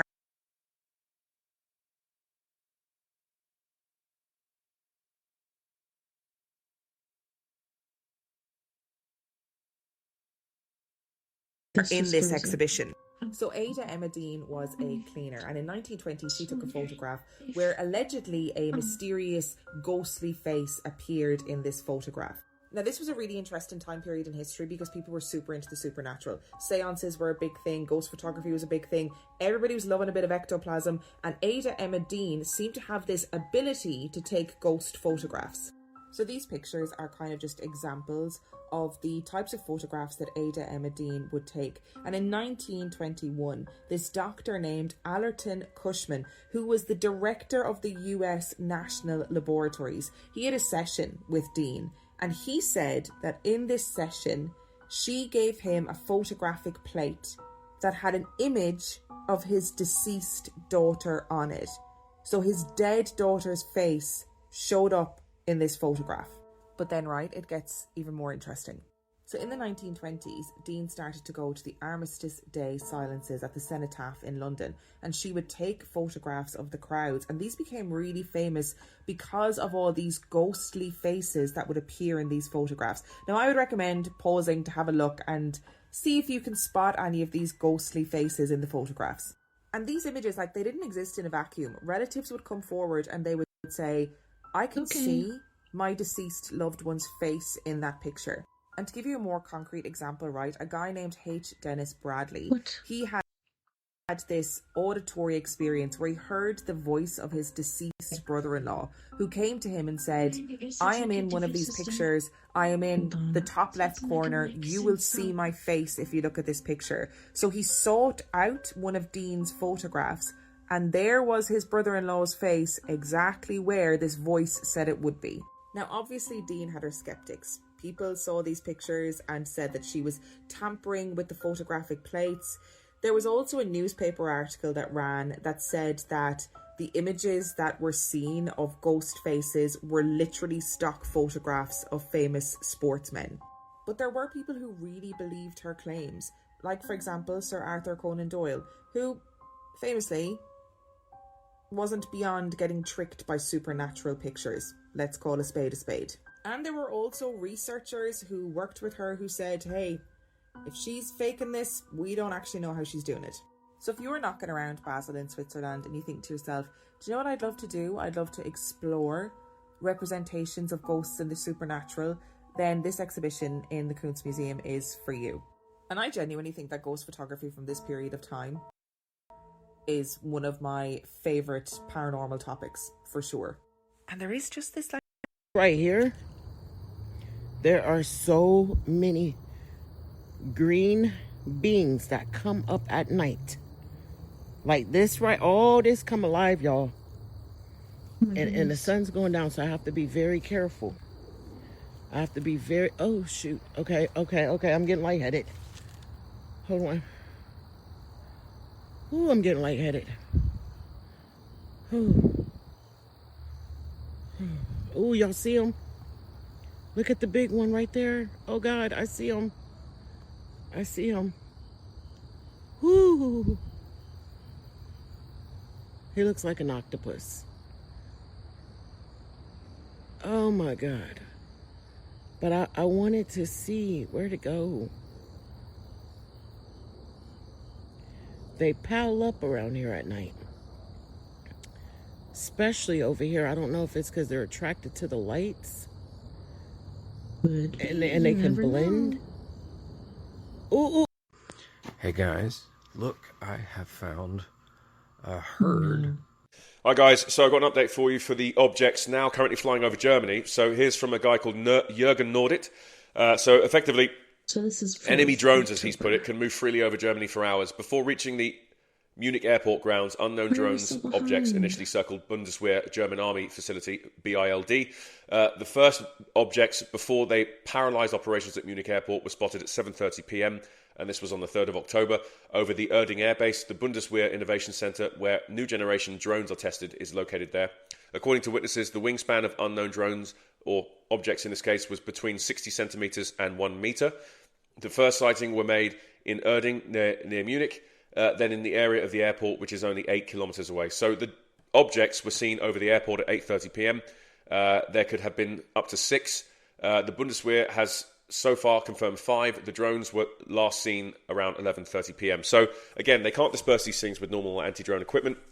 There are reports coming through from BBC in Denmark confirming they've heard from officials in Denmark that these are not from Russia, and there's no evidence to support that they are Russian at all. And it looks like at the moment that their anti-drone equipment is not working on these things. Okay, here's an image of what's been taken in Germany. It's not good. So yeah, does that look to you like it's a conventional looking drone? I don't think so. Not with a wingspan like that. I think they're underestimating the size of this thing. I think the wingspan's much bigger. I'm hearing a lot bigger than that. But we'll see what comes out and what they'll try and control. But again, as I've said to you before, the Danish authorities were kept out of the loop, and a lot of the stuff that was discussed is highly classified, which they couldn't discuss to any members of the media when asked questions in Denmark. And now we're seeing the same thing across Germany as well. Just to be clear, this all looks and sounds very similar to what took place in Piccadilly Arsenal, which is a special army base near New Jersey, as well as New Jersey last year or beginning of this year, of which they could not disperse these things. So they're ramping up. It's not slowing down. And this seems to be quite systemic across Europe and, at the moment, northwestern Europe and Scandinavia and places of that nature. An update on 3i Atlas. Unfortunately, the government has shut down. So, coincidence or not, I don't know. But 3i Atlas is currently traversing across ludicrous. The horizon of Mars, and we aren't getting any images. No images at all. So, whatever's going to be processed will go through the channels through NASA, of course, and we will get something, hopefully, that is unedited and just raw data on what this thing is, to put it to bed, that it's either a comet or just an object that we're not familiar with. But I'm not going to jump the gun there yet and assume it's something it's not. But so far, there is no evidence to support that this thing is moving under its own power or is changing direction or is course correcting. Okay, just to clear the air here, there is no evidence that supports that whatsoever, except for strange occurrences that are taking place that are outside the normal characteristics of what we might deem to be a comet. So those are the facts. That is what is going on at the moment. I don't want people running away with things like, oh, it's a spacecraft when we have no confirmation or proof of that yet. But it is a bit of a coincidence, I would argue, that the government shuts down as 3i Atlas is flying across the horizon of Mars right now, where we have stuff flying around, so we can actually get images of this thing. So we'll wait to see what happens with that. But that's everything for now. You heard it first from DK, and I'll see you guys on the next one. Thank you very much. All right, guys. So, and it's like, if you didn't trust the government before, how about now? Got an update for you for the objects now. Trump's pick for the head of the Department of Education, Linda McMahon, was embroiled in a pedophile scandal, and I've barely seen anybody talk about this. So this is former ring announcer for the WWE, Mel Phillips. And in the year 1992, allegations surfaced that Mel Phillips had been grooming young boys, underage boys, and sexually harassing and abusing them. But Mel wasn't just targeting regular boys. Apparently, he was targeting ring boys that worked for the WWE, basically employees of the WWE, and some of the things that these underage boys said that Mel Phillips did to them, which included fetishistic acts, are nothing short of disturbing. It should be noted too that these young boys were accusing other individuals associated with the WWE of harassment and abuse as well. Disturbingly though, none of the men who were accused of molesting these young boys, some as young as 12 years old, were ever arrested. Essentially, they just stepped down from their positions and they were allowed to go free. And then everybody moved on. However, a lawsuit was filed last year by 5 anonymous men who all claimed that while they were either 12 or 13 years old, they were molested by WWE employees, with the molestation sometimes happening in hotels or at events themselves. And this lawsuit alleged that Vince McMahon and his wife Linda McMahon, the owners-operators of the WWE, knew about all of the allegations. They knew that these young children were being molested at these events by certain employees, and they did nothing to stop it. Disturbingly, the lawsuit also states that while some of these young children were raped, they remembered Mel Phillips, who was the one raping them, recording all of this on a video camera, essentially producing CSAM material. Now, interestingly, Vince McMahon himself actually fired Mel Phillips in 1988 after other children had made allegations that he had been molesting them. But instead of keeping him away from the WWE, McMahon rehired him just 6 weeks later on the condition that he, quote, stay away from kids, end quote. So that was in 1988, and more allegations surfaced in 1992, 4 years later. And this guy, this pedophile, was working directly with the ring boys, with these children, and was announcing on camera for the WWE that entire time. Now, this was a really big scandal in the 90s, and clearly a lot of people in the WWE knew what was going on. I mean, 1988 was the first kind of round of allegations that were made, but I'm sure that from 1988 to 1992, there were more allegations, and who knows how many allegations were covered up, how many victims were silenced.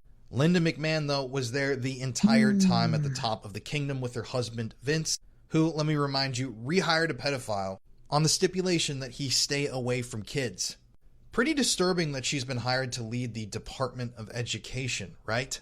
And it makes me wonder why nobody is talking about this. Trump's pick for the head of the Department of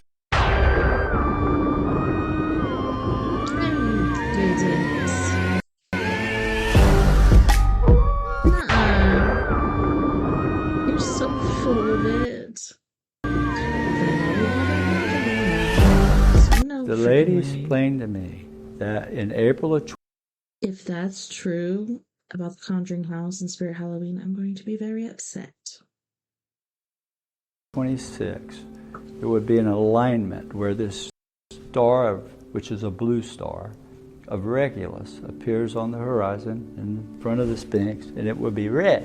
And you know what? This is right. That's what she said. I've actually spoken to astronomers. This is the phenomenal thing about this. Yeah, and she said it'll be red. And when that happens, it would mark a shift into a new knowledge, not an apocalypse. That's what she told me.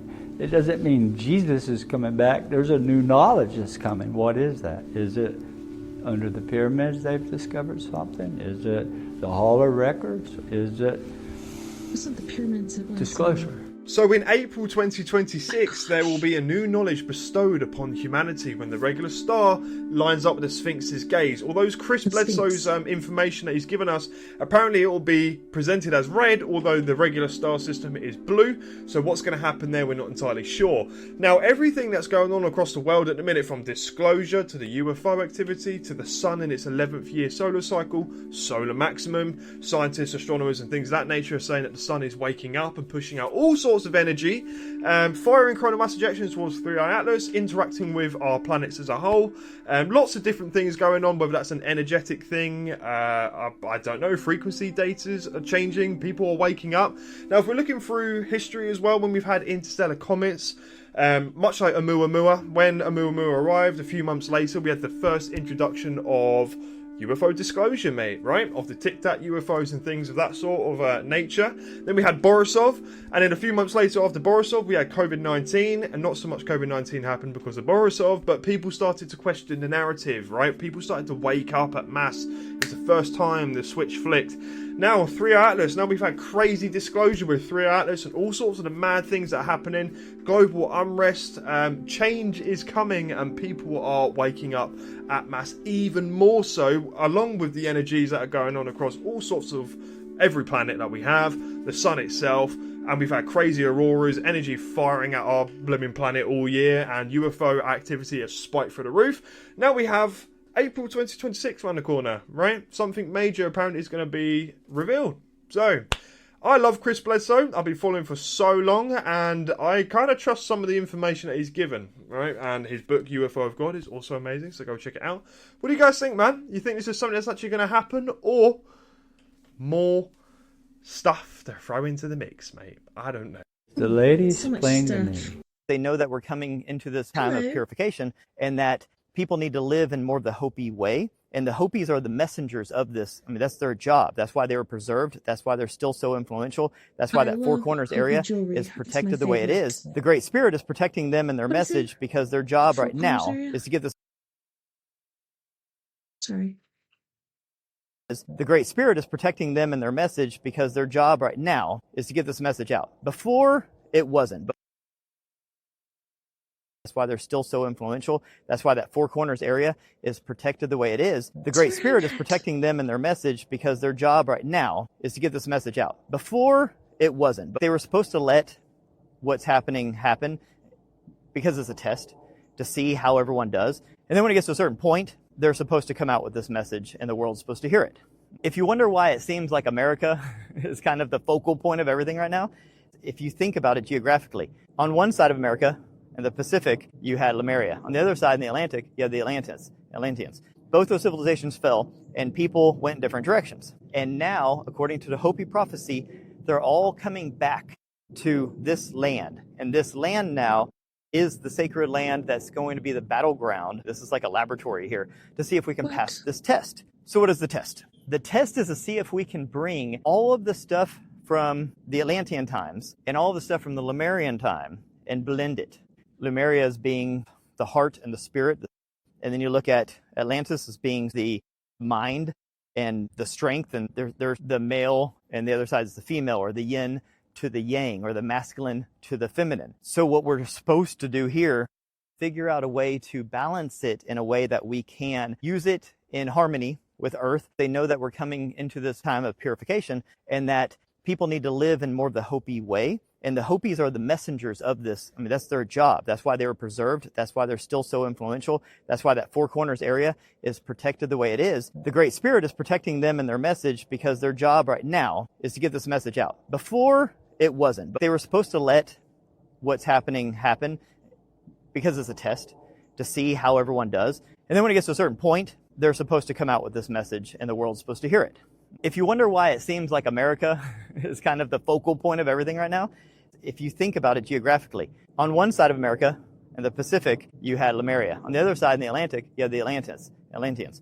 Both those civilizations fell, and people went in different directions. And now, according to the Hopi prophecy, they're all coming back to this land. And this land now is the sacred land that's going to be the battleground. This is like a laboratory here to see if we can pass this test. So what is the test? The test is to see if we can bring all of the stuff from the Atlantean times and all the stuff from the Lemurian time and blend it. Lemuria as being the heart and the spirit. And then you look at Atlantis as being the mind and the strength. And there's the male, and the other side is the female, or the yin to the yang, or the masculine to the feminine. So what we're supposed to do here, figure out a way to balance it in a way that we can use it in harmony with Earth. They know that we're coming into this time of purification and that people need to live in more of the Hopi way. And the Hopi... The following footage you're about to see is absolutely real, and the young woman did end up calling the proper authorities. However, when they got there,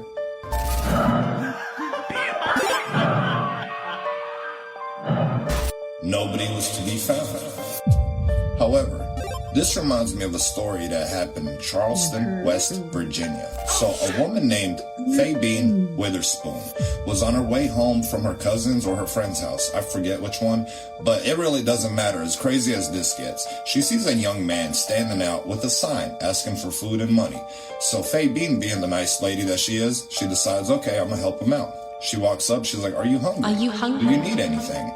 Do you have any family out here? The guy was a nice, sweet young guy, right? Well, Fabienne was 19, and he was a young guy himself. He was like in his late 20s, so it's still pretty young. However, Fabienne didn't know that this was the day that she almost did not exist anymore.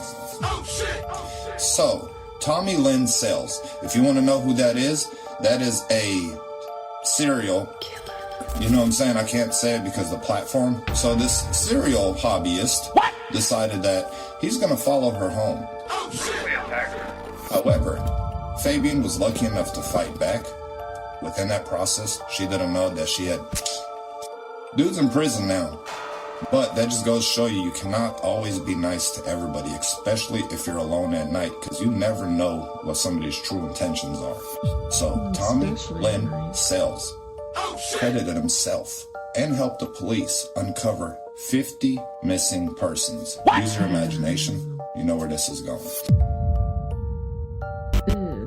My name is Armin. Welcome to The Imperfect. If you're new to the channel, consider dropping a follow, especially if you like this type of content. I'll follow you back the first chance I get. On Facebook, I'm still working on it. I don't know what's going on there. On TikTok, I got you immediately. Welcome to The Imperfect. I grew up in a town called Peoria, and Dingling we had Man. this. That was like one of my favorite songs when I was a kid. My Dingling. Legend of the Dingling Man. And I know it sounds ridiculous, but there was this real guy, which everyone in town called the Dingling Man. And he was like this 6'4", 6'5", tall, scary looking dude that had these very long dreads that like covered his face and these very creepy eyes. And like he never cut his fingernails. And you would see this dude everywhere in town. And like when we were kids, we'd be playing at the park, or we'd be in a field playing football, and there would be the Dingling Man just standing there, like staring at us. And he would talk to himself, like he would, like laugh, and then he would like hum sometimes, and that was the scariest because he'd be like hum. And so like when you would hear that, it just freak you out because this dude was staring at you, and like he would chase a lot of us kids around town and stuff, and like people would like see him like just jump like over 6-foot fences like it was nothing, and this dude would like climb up trees and stuff.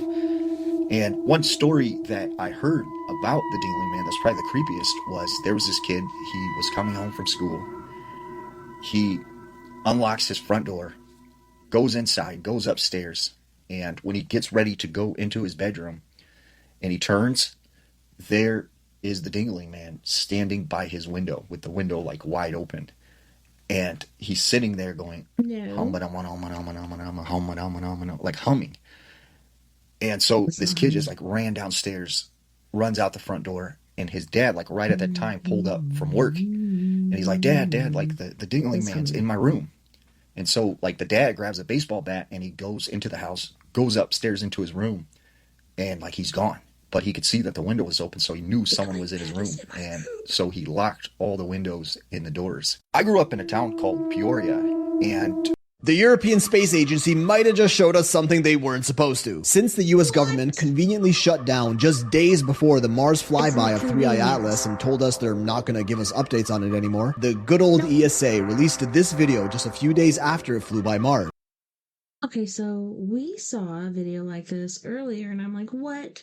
Because that's the first time I've seen anything like that. I'm like, with AI running around and stuff, like, that's gotta be AI. What the... This is so different than the other one I've seen. The other one looked like, you remember the old paintings of, wars in the sky and UFO craft, and there's that one that's like really weird shaped and kind of looks like a comet with a person in it. Well, there was a picture of 3i Atlas, supposedly, but 3i Atlas was supposed to be behind the sun, not in front of the sun. Anywho, somebody took a shot of it through some sort of telescope that you could look at the sun with. Maybe they had a filter, I don't know. Anywho, the shape of it looked just like that. If you want to see it, it's on my page, my personal page, but I'll share it on We Are Paradox Media too. I believe I did already, but I'll pin it. Using their ExoMars trace gas orbiter. And just watch what happens when we zoom it in. No video enhancements applied whatsoever. Is anyone else seeing what I'm seeing? Surely this is just a photography lighting glitch, right? And where is China in all this? They do have an active orbiter around Mars, the Tianwen-1. Wouldn't this be just the best opportunity for them to flex on us, showing us the clearest photos of 3i Atlas yet? But no, radio silence from the CNSA, China's National Space Administration. So they either somehow didn't take the photo on time, or they did, saw what it was, and didn't want to show anyone else. And still other online detectives pulled this image from NASA's official Mars Perseverance rover's online public library, dated Seoul 1643, October 4th, 2025. The European Space Agency might... Man says he was actually possessed by a demon, and how to know if you're possessed by one. Listen. How to know somebody has a demon or demons in them. As somebody who's been possessed by demons, man, So y'all he would better know. buckle up, because it's about to get deep. Number one. One thing you notice that somebody is inhabited by demons is whenever they walk into a room, the whole room will shift. Whether that person has a dark cloud of sadness over them, or just this anger that follows them. So you can tell by their if energy. it's somebody that's always in a bad mood, always negative, always depressed, when they walk in a room, it's a huge shift. They are definitely inhabited by demons. The demons are disembodied spirits that need our vessels to live out the desires they want to fulfill. You know what I'm saying? For us to perform, they will. You know what I'm saying? This is why people get seared conscious, believe wrong is right and right is wrong. That's because the demon has taken hold of that vessel and seared their conscience and is able to use that person freely. And they just became an organic portal for demons to just hop in and out their body to be used. But anywho, that's going to lead to my second one. But the first one, when they walk into a room, it's a huge shift, man. Huge shift. Number two, like I say, once somebody's conscience is completely seared to where they can do wrong and they feel no wrong about it, there's no conviction, and they actually feel justified in what they're doing. So when somebody is deliberately doing wrong and they feel like it ain't nothing wrong with it, and they feel like it's even right, that's a demon that's using that person. That's a demon that is using that person, because somewhere along the line, something happened to them, or they learned it, they picked it up, to where that demon was able to come in and access and sear their conscience. And that's what the demon wants you to do. That's what they want for you, for your conscience to be seared, so they can hop in your vessel and just steer you. Man says he was actually... The most terrifying hiking trail in the United States is located in Tennessee, in the Appalachia, a place called the Norton Creek Trail. Now, the Norton Creek Trail is about an hour from Knoxville, Tennessee, and probably about 20 minutes from Gatlinburg. Now, this trail goes through the Smoky Mountain National Park, and this area has the highest concentration of old pioneer cemeteries and abandoned homesteads that you can actually visit. This area is known for ghostly apparitions, orbs, people disappearing. There is a famous story about a pioneer settler who went looking for his missing daughter on this trail and actually was found unalived. Now, the creepiest legend, though, in this area is that of Spearfinger. Now, Spearfinger is this old Cherokee legend. And guess what? Funkmaster V and crew made a movie about Spearfinger. You guys should check it out. Wrestling with Ghosts is their group. I'm not sure. I think it's Funkmaster V and then Luke on there, but I'll have to double check and let you guys know. But it was pretty entertaining for, I think it was their second movie. I liked it. That there is this witch who they described as being sometimes 40 feet tall, having skin like rocks, and this long, sharp finger that is shaped like a spear. And the creepy thing about Spearfinger is that she could shapeshift. She could be anyone, your auntie, your cousin, your best friend. And she could be walking right behind you. Your daddy, you turn your around and bald-headed she granny. sticks her long spear finger into your back, rips out your liver, and eats it. Now, this story comes from this same general area. There was this woman who said when she was a young girl, her and her brothers and sisters, they lived in this small shack in the Appalachian Mountains. And she said, they were very poor. So this house was, not that big. They all shared a bedroom. And they said their father had to leave them alone for a couple days. So their auntie came to stay with them. So they said, one night they're hanging out with their auntie and they're joking, they're having a good time. When all of a sudden, they said the air just got stale. And they could feel almost like a cold breeze blowing into the house. And they said the dogs started to freak out and bark and go crazy, like someone was outside. So the auntie got really, really nervous and really scared. She takes the kids and they all go up into this attic where the father had made kind of like a safe area for them to hide if anything were to ever happen. So they're all sitting up in the attic and there's, this tiny little hole that they could see down into, the downstairs. And they said all of a sudden the door opened up and they said in walked this little old lady. And they said she just kind of, was touching everything around their house. And she said all of a sudden, this old woman started saying, "Come out, children, come out. I've got something for you. Come down here. I want to tell you a story." And she started, acting like she was this concerning old woman who wanted to give the kids, stories and candy. And so the kids started to say to the auntie, like, "Can we go down there? Can we see her? Can we see her?" And she's, "Quiet, just be quiet." And the more they resisted, the more this woman was like, "Come down here, kids. Come down here. I got something for you. Like, I have some toys." And, they're like, "Oh my goodness, we don't have no toys. Like, we should go down there. We should go down there." And the auntie's like, no, fighting with them, saying like, "You have to stay up here in the attic." And so they said all of a sudden, the woman kind of disappeared out of sight. And as they're looking down this little hole, they said the next thing they knew, a finger popped up through the hole and started, moving around. And she said the auntie and the kids are all scared because they're seeing like this finger just coming up through the hole. And they said the finger started to grow and grow. And it became almost like this long, sharp spear. And they said it started to move around the attic, and they had to like avoid it because it was almost hitting them.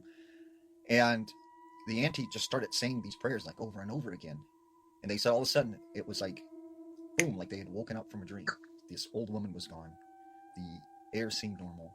And so the auntie brings them down from the attic. And she said the next day when her auntie went outside, all of their animals that they had out there were like mutilated, torn apart. And she said to this day, she is afraid to go out in the woods in this area. The most terrifying hiking trail in the United States is located in Tennessee, in the Appalachia.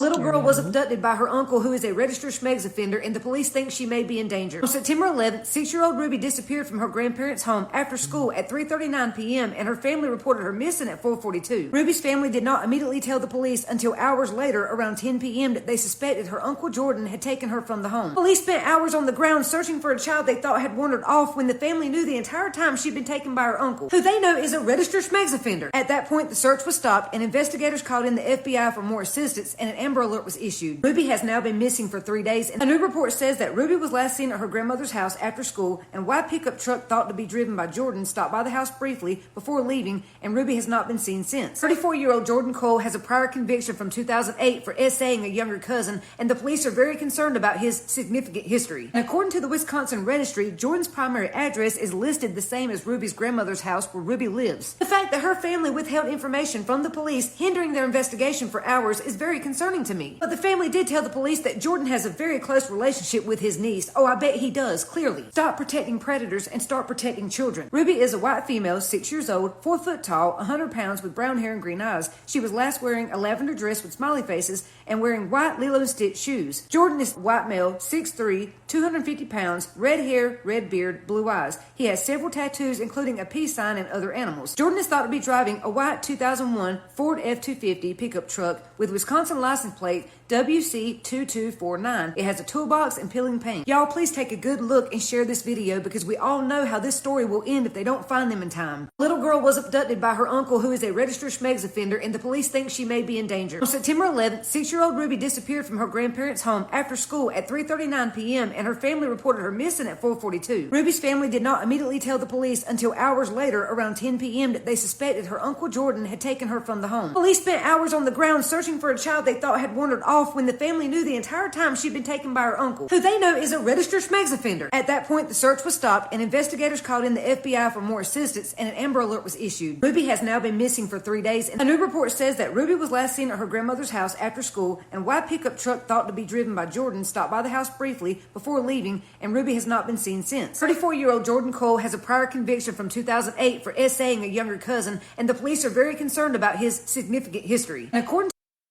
What a jerk. And you know that granny and mom or auntie or whoever is protecting him and allowing him to do whatever the hell he's doing. That poor girl. The South, I'm so glad I don't live there anymore. Like, I was born and raised to a certain extent in the South, in northern Arkansas. Ugh. Even going back and visiting, I'm like, I'm so glad I don't live here anymore. There's just nothing there for me except for visiting my parents in Pine Grove Cemetery, which is in the middle of nowhere. But anyways, let's go to our second music break, and on this break, we once again have Miss Tamara Buttle, and she's going to be singing it, I'm It, Natural Born Winner, as well as Pringles. Then we have Griff with Best Life, as well as Let Freedom Ring. You guys don't go anywhere. We'll be right back after this music break.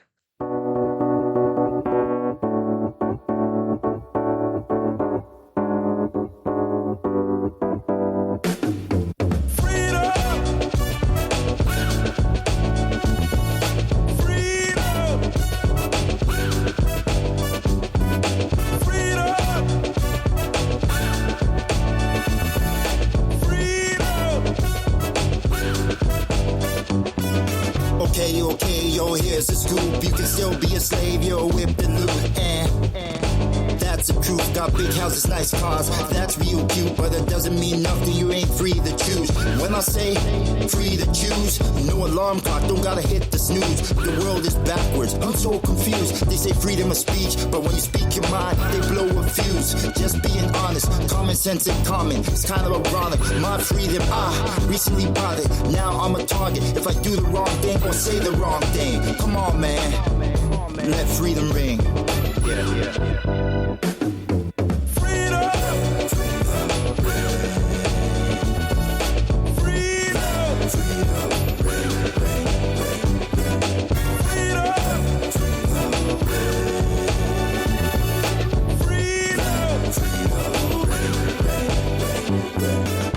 United States become divided states. The world is filled with all kinds of shades, and still resegregate. Parents separate from the children, that's not okay. We should be free to laugh and play. Do it now, before you pass away. Fight for what's right, enough for everybody to get a piece of the pie. Brainwash, social media, full of lies. Go to work, pay bills, then you die. Need a breakaway, guns, get rid of the AKs. Our ancestors paved way since the slave days, but we still hurting. Carry that burden, stop playing victim, beat the system. Love is love, it should be shown. Can't grow unless you leave your comfort zone. This I know, I learned all this from the mentorship. Kids don't know what independent is. Take advantage what your parents did. Go against the grid, you have to. Like going to the bathroom, learn the right songs. Cause of Matthew, liberty like statue. They call now the present, cause it's a gift. It should be cherished, last name fearless, not Harris. All thanks to my parents' parents. Now, love the last name every time that I hear it, cause I know what it represents. Climb the fence, so now I got freedom. Such a beautiful thing. Freedom. Such a wonderful thing. Freedom. Such a beautiful thing. Freedom. Such a wonderful thing.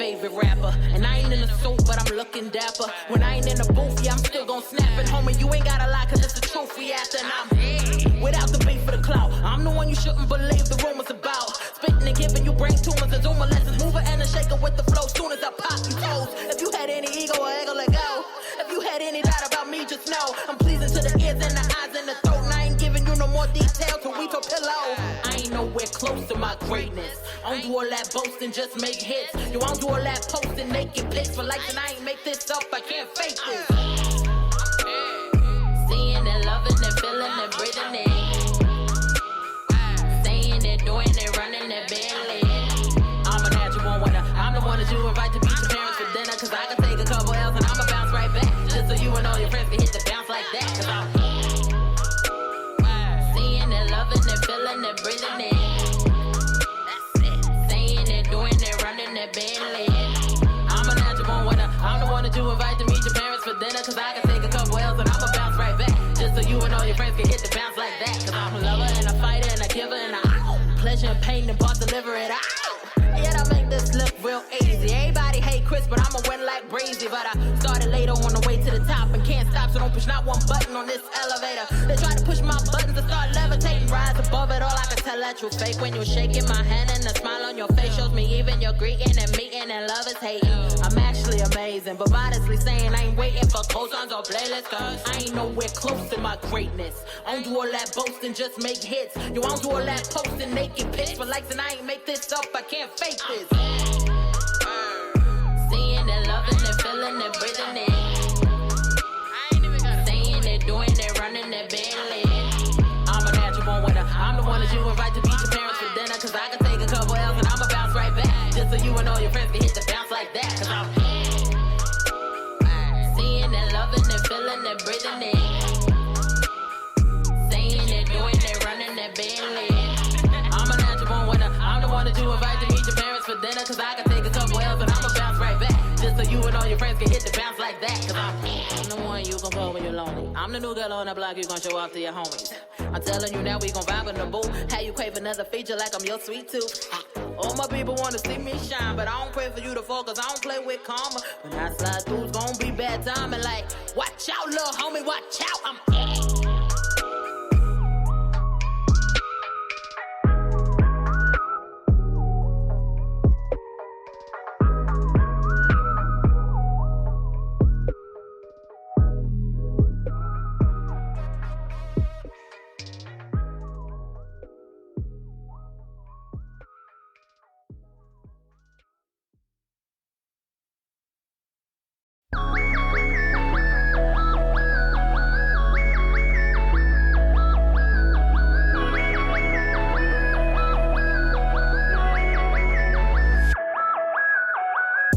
gonna live my best life. Don't care if my head ain't right. I'm gonna live my best life. Don't care if my head ain't right. I'm gonna live my best life. Don't care if my head ain't right. Do you and live your best life. Don't care if my head ain't right. Where you from? Who you with? Are you a blood? Are you equipped? I do my thing, stay legit. In this world, no one's innocent. VIP, get bottles. One snap of my fingertips. See these haters like blah blah blah, blah blah blah blah blah. Talking gibberish. I'm gonna live my best life. Don't care if my head ain't right. I'm gonna live my best life. Don't care if my head ain't right. I'm gonna live my best life. Don't care if my head ain't right. Do you and live your best life. Don't care if my head ain't right. Rolling and rolling and rolling SUV. Rolling and rolling and rolling with my homies. Rolling and rolling and rolling SUV. Rolling and rolling and rolling with my homies. I'm going to live my best life. Don't care if my head ain't right. I'm going to live my best life. Do you live your best life? Do you live your best life? Do you live your best life? I'm going to live my best life. Don't care if my head ain't right. I'm going to live my best life. Do you live your best life? Do you live your best life? Do you live your best life? I'm gonna live my best life. Don't care if my head ain't right. I'm gonna live my best life. Don't care if my head ain't right. I'm gonna live my best life. Don't care if my head ain't right. Do you and live your best life. Don't care if my head ain't right.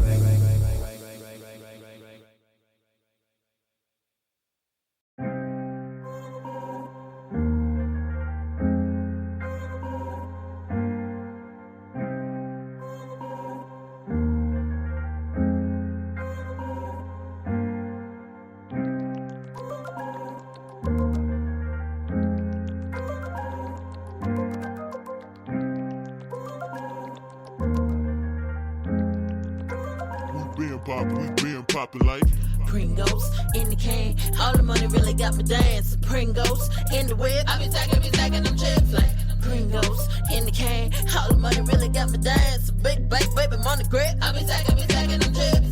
Pringles in the can, all the money really really got me dancing. Pringles in the web, I be stacking them chips like Pringles in the can. All the money really got me dancing. Big baby money grab, I be stacking them. I ain't never been afraid of a strange beat. New track from the crates, but the same me. Lights on, bills paid, bring the same heat. Couldn't picture me spend the same unless you bring me. Low key, humble brag, never change me. New money coming in, the bank's changing. The quarters to dollars to checks every hour. That money come in when I sleep or I shower. That's motivation, that dedication. I can see my dreams, I'm already chasing. That bezel clean, watch me embrace it. I'm a single girl, but already taken like a stick-up kid. They already shaking. No Harlem, Brooklyn, being known for break-ins. Bubble on deck, being known for caking. Stacking and saving and move up out the hood money. This that, we been eating good money. This that, really wish you would, homie. This that, see you laughing but broken funny. So get up out the hood, homie. Ain't no rentals over here, dummy. And no, they don't really think that we own it. Who we been poppin', look on. Love the money, but the money live a long time it on. Yeah, them bills, so got the money with my own ground. That move up out the hood money. This that, we been eating good money. This that, really wish you would, homie. Who we been poppin' like Pringles in the can. All the money really got me dancing. Pringles in the whip, I be stacking them chips like Pringles in the can. All the money really got me dancing. Big baby money grip, I be stacking them chips. Pringles in the can. All the money really got me dancing. Pringles in the whip, I be stacking them chips like Pringles in the can. All the money really got me dancing. Big baby money grip, I be stacking them. I ain't never been afraid of investing. I'm talking more than dice games and I'm scratch offs. Lottery jackpots and $100 million. So who you think they making money on the backs of? Ain't no gambling today. Ain't no gambling with my money that I built up. Got my money strong and my money long. My money zone. Not one business but no business. Natural growth, I mean no business. New growth like my natural hair. Yeah, I'm 10 toes down in the show business. Like back up off, man. Ain't no move around no business. Bring the track up with the tracks out in the booth. Way steady running your mind, talking this and that. But it's that move up out the hood money. This that we been eating good money. This that really wish you would, homie. This that see you laughing but broken funny. So get up out the hood, homie. Ain't no rentals over here, dummy. And no, they don't really think that we own it. Who we been poppin', look on. Love the money, but the money live a long time it on. Yeah, them bills, so got the money with my own ground. That move up out the hood money. This that we been eating good money. This that really wish you would, homie. Who we been poppin' like Pringles in the can. All the money really got me dancing. Pringles in the whip, I be stacking them chips like Pringles in the can. All the money really got me dancing. Big baby money grip, I be stacking them chips.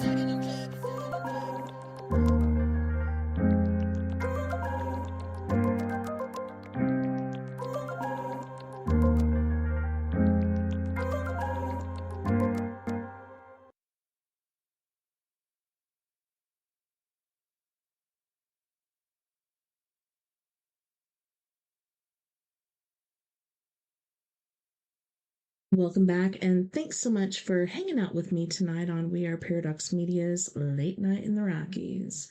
We've been doing trippy TikToks with me, TessaTNT, and we've ran into some pretty interesting things. Some things it's just hard to know what is real anymore. The world is so strange. Remember when we were kids? Oh my gosh. These kids right now, these kids are hardcore, but yeah. This new AI Atlas stuff, where did this even come from? The first video I saw, I'm like, holy shnikes, this has got to be AI. And then there's another one about it. I'm not saying that means it's true. I'm just saying, where did this come from? I want to know. So hopefully we can get into that and figure it out. I don't know. We'll have to look and see, shan't we? What the fuck, guys? Apparently there's 50,000-year-old structures built by humans on the moon from an advanced civilization. Check this out. Cracks me up. Scientist Greg Braden claimed that evidence exists of a 50,000-year-old human civilization that once lived on the moon. He said it was not alien, but human, a lost chapter of our own history. Braden said the United States and the Soviet Union found proof during the Cold War and agreed to keep it secret. He pointed to NASA's Clementine mission photos showing structures with 90-degree angles that suggest artificial design. He also cited human chromosome 2 as the smoking gun of intelligent intervention, a genetic fusion that does not occur naturally and appeared about 200,000 years ago, marking what he believes was a deliberate change in humanity. Braden said China was never part of the Cold War secrecy pact, and plans to. That reminds me, remember how there used to be like 3 or 4 different blood types? Maybe a couple more, but now there's tons. Like 400 something, I think I saw. It could be more. What the hell is happening? To show live footage from its Chang'e 7 mission in 2026, with India's Chandrayaan-4 to follow. These missions, he said, could finally reveal what others hid. These are claims made by Greg Braden on the Joe Rogan Experience, not confirmed by NASA. I mean, that's wild. So Greg Braden told Joe Rogan on his podcast that there's evidence of ancient cities that have been kept secret by the US and Russia during the Cold War. That is absolutely wild. If that's true, that's amazing. What the fuck, guys? Apparently there's 50... Imagine walking alone in the forest and hearing this. No.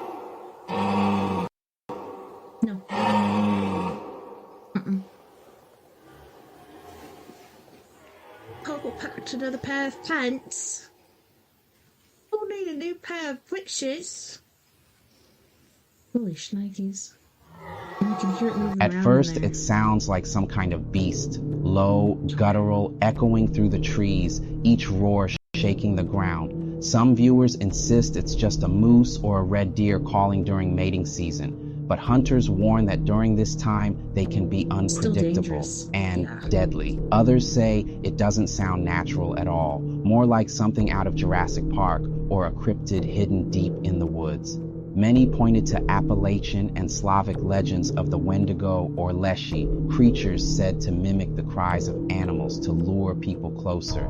The cameraman stands still, the forest silent except for that roar, like something massive is moving just out of sight. Whether it's a wild animal or something far more terrifying, one thing is clear. If you hear a sound like this in the forest, you'd better start running. Yeah. I'm gonna be elbows touching assholes. Imagine walking alone in the forest. We talked about the turning point that has taken place since the Charlie Kirk thing, how censorship seems to be lifted on the truth about the Jays and Israel and the things that are going on there. I've noticed something else, though, as well. As we're being radicalized and seeing all of this sheer evil taking place, at the exact same time, it seems that mainstream content creators are covering the criticism of Israel, like Tucker Carlson, Candace Owens, Nick Fuentes, people like that. But simultaneously, I'm also noticing they are promoting Catholicism, like parallel, right along with it, which makes me think, what if the radicalization against Israel is the prophetic all nations rise against, yada yada, but then when the false peace comes, the false Messiah, what if the one world religion that is used is Catholicism? What if that's the one world religion? Because think about this. What if they brought us thus far? Evolution, the Big Bang. You know what I mean? Like, the anti-biblical, anti-creation scientism. That is the worldview. The worldview. I don't know, man. Could be nothing. Put in the comments what you think and what you notice. We talked about the turning point. The biggest lie he ever told people, they gotta wait to get to heaven, right? When So Jesus what even happened teach there? that, he said everybody gotta wait to get to heaven. Okay, so this makes sense, and this kind of answers the question that I've had during all the years. Shoot, like, let's say basically 45 years. I've been able to see and hear and witness and feel entities, spirits. And I often wondered, like, if there's a heaven and a hell, why are they here? Then later on, I realized there are certain things like unfinished goals, or, I didn't get to see my kids grow up, or so many different things like that. Or being afraid of going to hell, when in fact you might not. You just think you deserve to, because we're very critical of ourselves, but no. Why why are there still spirits here? Another thing, right after my mom passed, in a dream, which I believe is a realm where I met my mother, because otherwise it doesn't make sense what 6-year-old is going to have a dream like this, but in the room that she walked out of, there was lots of people sitting and waiting. People are waiting to get in. For what? I don't know. But yeah, this guy is really into it. What's he going to say? Yeah, heaven is a state of mind. It's consciousness. It's how you view the world. No, that's, Come on, man, stop that's playing your with me. heaven. No, everybody heaven. Only heaven you can get to. The only heaven that's reachable. His heaven. But watch this here. He said heaven is a state of mind. Yeah. Therefore, hell can be a state of mind. Exactly. Now Okay, you so get it. watch this here. So he's saying, so a man thinks, so is he. But watch this here. Because you think that you're in hell don't mean you're in hell. No, you listen. Do you think you ugly? Let me say something. If you think you, if I thought I was ugly, then guess what? I become ugly. Whatever you become. If you told somebody, hold on. If you told somebody you look good, hold on, watch this. Stop playing. You ugly. No, I look good. Boy, you ugly. I look good. You so ugly. You make a baby cry. Listen. He want to go to Joe. He always want to go to Joe. That was the past dude. They go to Joe when they don't want to go to real shit. I'm talking about ugly on the inside. Listen, gang. See that? He's talking about the outside. I said you ugly on the inside. Hey, ugly on the inside equals ugly on the outside. A person can be very, very beautiful to the eye, but once you get to know them, it's like, ugh, they're so gross. How you took it? See how you can take words and make it say what you want to say? So was Jesus nice? He was nice. Was he nice? Jesus always nice. Well, then why the f*** you calling Jesus with his name Yahshua? Ain't no goddamn Joshua is just Yahshua's his name. That's not in English. That's his name. I wasn't born. Look, that's his name. I wasn't born Call by his name. in the Middle East. You were. Yeah, you was too. You just don't know it. It's the Middle East. It's right here. It's right here. Listen, he the dumb that thinks slaves came over here. He don't know they shipped slaves out and they sold them out of here. Right? Man. He's still thinking that we came from somewhere else. Listen. He's an old fool. The biggest lie he ever told people, they gotta wait to get to heaven. Right? When so Jesus heaven said, he said everybody gotta wait to get to heaven. So you in heaven now? Yeah. Heaven is a state of mind. It's consciousness. First phase was to get up there, pick up the rocks, take the pictures, and get back. Okay? So we get there. We got all these vehicles all around the rim, and one of those nearly pushed us out of orbit to even get in there, halfway to the moon. It came right up next to us. Okay? And we did it now. So the public didn't hear the conversation. The damn thing's almost going to hit us. Communication, mission control right out of the vehicle. And so you get there, but you've spun around several times. You've taken all your pictures of all the stuff that's already there. You know where you want to be. And then as you make your first run, here's all these vehicles coming in. It's great big massive things. And they go park around the rim of where you got to land. Holy cats. So you land, we have to do our thing. And then the guy says, okay, go ahead and pick up some more rocks. And I know you have a problem, so do 2 or 3 of your additional missions and don't come back. Yeah. Period. So was that mission control telling him to do that, or was it the beings? Well, in my opinion, it was his interpretation of what.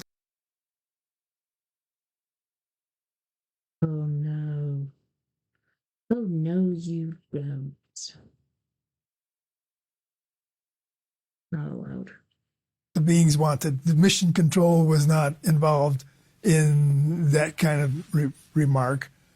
What was public available and what mission control saw at the top secret level are two different things. But in my judgment, Bill made up those words himself based on what he thought the reptilians were trying to say.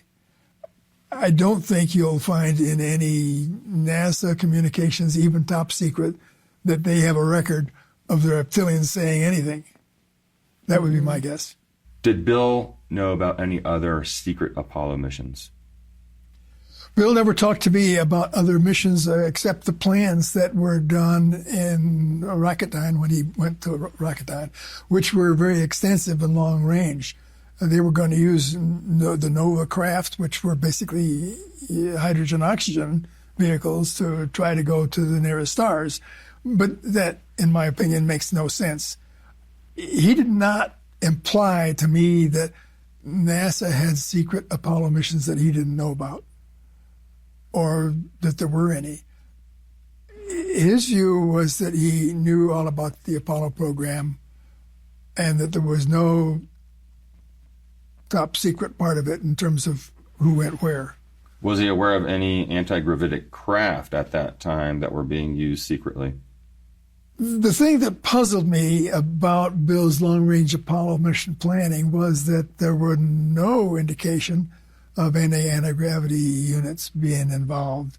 And you couldn't have done the missions that he was talking about to try to go to the planets of the 12 or 11 nearest stars without some sort of anti-gravity devices.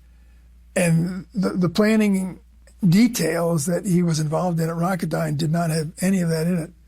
So I concluded that either this long-range planning was intentionally, covertly ignoring the fact that we're going to be using anti-gravity and hope that people would not make the calculations and conclude you couldn't do it with liquid and nitrogen, hydrogen and oxygen. First, Beautiful.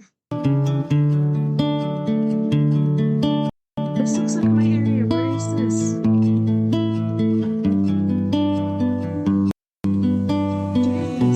This is totally Colorado. You can't tell me it's not.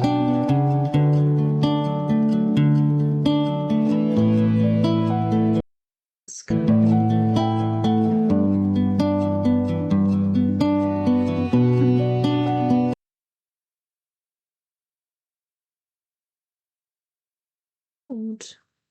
It's hard to say, really. Project Bluebeam is fully underway, and I keep coming back to this point. I'm like, are we I'd actually say- seeing it unfold in real time? If not Bluebeam, why is it Bluebeam shaped, right? So we're looking at the world as a whole. The instability across the planet right now, from political, religious to war, things of that nature, keeping people fighting against one another to push more oppressive laws and things of that nature in to keep us controlled under the thumb. Now we're looking at sort of archaeological things and artifacts in nature. We've got the Bugosphere, we've got other archaeological digs as well. All these different things that are kind of making us question our origin. And the Bugosphere was dated apparently to 12,500 years ago. Are these actually fake artifacts to actually push this narrative forward? Now we've got the weird rod that was found in the desert, which resembles the Bugosphere, which has all kinds of strange things. Now researchers are now looking at that and diving on that, much like the Bugosphere. We have Newsmax and things of that nature that are coming forward saying that like this 3i Atlas is redirected and it's coming towards Earth. We have a few other people in the field saying the exact same thing. Now we have NASA going offline. I've heard from several different sources that it has changed trajectory or direction. So has it? Has it not? I think it has, and that can be explained, but at the same time, As soon as the closest point to Mars, and we're getting no updates for any space agency that can really solidify what this thing is, you know. Is this the setting stone to kind of push this alien narrative forward? Some of the UFO sightings that we've definitely been seeing recently look holographic. Doesn't make any sense, like the drone incursions everywhere as well, keeping people scared and under the thumb once more to keep the fear factor at the forefront of everything that they want to be pushing at the moment, right? All we need now is a second coming of Christ or something of that nature, and some sort of voices that are going to be projected into everyone's head. And we know that the CIA and the US governments and things of that nature have that exact technology to push things and beam things into people's brains, minds and visual stuff. They're crazy. The technology they got is actually very scary, which is Bluebeam tier tech, right? We had Jeremy Corbell that came forward a little while ago saying that something is going to be revealed by the government, which is going to be the biggest lie to date, right? And I quote him right here. Your government now wants you to know one truth. and also, if you do get the date right of when this stuff is supposedly supposed to happen, they're going to change it. And that truth is that UFOs are real. They've already told you, sometimes when you want somebody to know the truth, it's so you can set them up to believe a lie. And that's coming. I have zero doubt that that lie is coming, right? And we've been drip-fed all of this juicy information to kind of get people hooked into the unknown. And now is the big lie coming? Are they brewing it up and they're actually going to unleash this on the masses? Or is all of this just a psyop of a psyop, you know? So Bluebeam originally was supposed to be the thing that's going to kind of unfold, but everyone knows what Bluebeam is. Then we've got all these players coming in like Jeremy Corbell, George Knapp and all that sort of stuff. I'm not saying they are fake, but who knows, or Dr. Graham, things of that nature. What if they're psyoping Bluebeam, but actually 3 Atlas and the things that are coming are real, actual aliens and craft and things of that nature, like 3 Atlas, you know, this is a real thing that's happening, but they're going to make you believe that that's fake. Yeah, it's a whole, like, circle jerk. This is really happening. Well, the government's going to say this is happening because it's going to be this whole psyop. And it's not real, but in fact, it really is real. So it's just like, it makes you sound like you're crazy. Man, your plans work so perfectly. Truly. I don't know, bruv, right? It's just hella weird at the minute. What do you guys think? Hella weird. Help. Project Bluebeam is fully underway, and I keep coming back to this point. I'm like, are we actually seeing it unfold in real time? If not... The Shanghai tunnels are a series of tunnels underneath Portland, Oregon. Now, they go back to the 1800s when... Project Blue... The Shanghai tunnels are a series of tunnels underneath it was lined Portland, up Oregon. weird. Now, they go back to the 1800s when they were actually built and used to Shanghai people. Now, a lot of creepy stories have came out of the Shanghai tunnels. This is one of them. Now, there was this man named Sean. Sean grew up in Portland, Oregon, and he worked downtown. And one day when he was going to work, he ran into this homeless man named Eli. And he felt really bad for him, so he gave him $10. Well, he continued to see Eli, and they ended up becoming friends, and he would constantly give him money like here and there. Well, one day he was downtown and he runs into Eli and he gives him a couple bucks and they start talking. And he asks Eli, you know, like, hey, have you ever heard of the Shanghai tunnels? And when he asked Eli that, Eli just kind of like tensed up and started shaking and was like visibly scared. And he's like, yeah, I know about the tunnels, but I don't like to talk about it. I had a friend who went down there and he said he encountered something and he's seen something down there.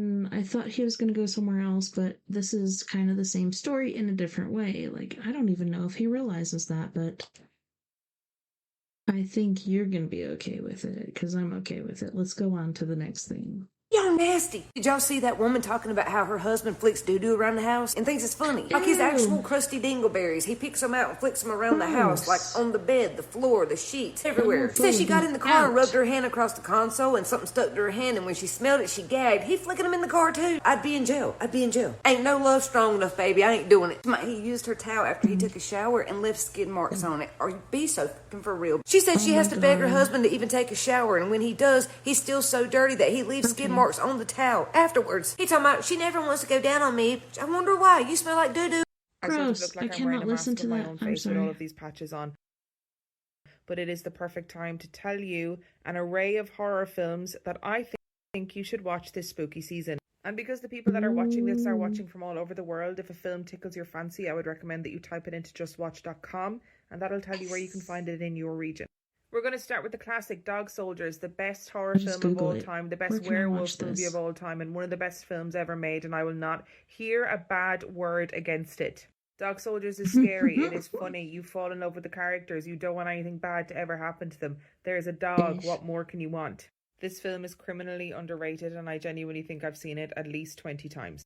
Boys from County Hell is a film that I watched recently and I absolutely adored it. It is set in the north of Ireland. It is a vampire story and it is about an unlikely team who team up to take down this big scary vampire called Avertok, and it is great. It is funny. It is very moving. It is touching. It is a story about feeling like you don't belong in your home, feeling like your relationship with your parent is falling apart, and also fighting vampires at the same time. What more could you want? Wow. If you want a film that is like genuinely ghostly, scary, edge of your seat stuff, I would really recommend Host. Host came out during lockdown. It is filmed over Zoom, and it is a group of friends who get together over Zoom to have a seance for their friend's birthday. And this film is everything that is great about low budget horror, because it's clever.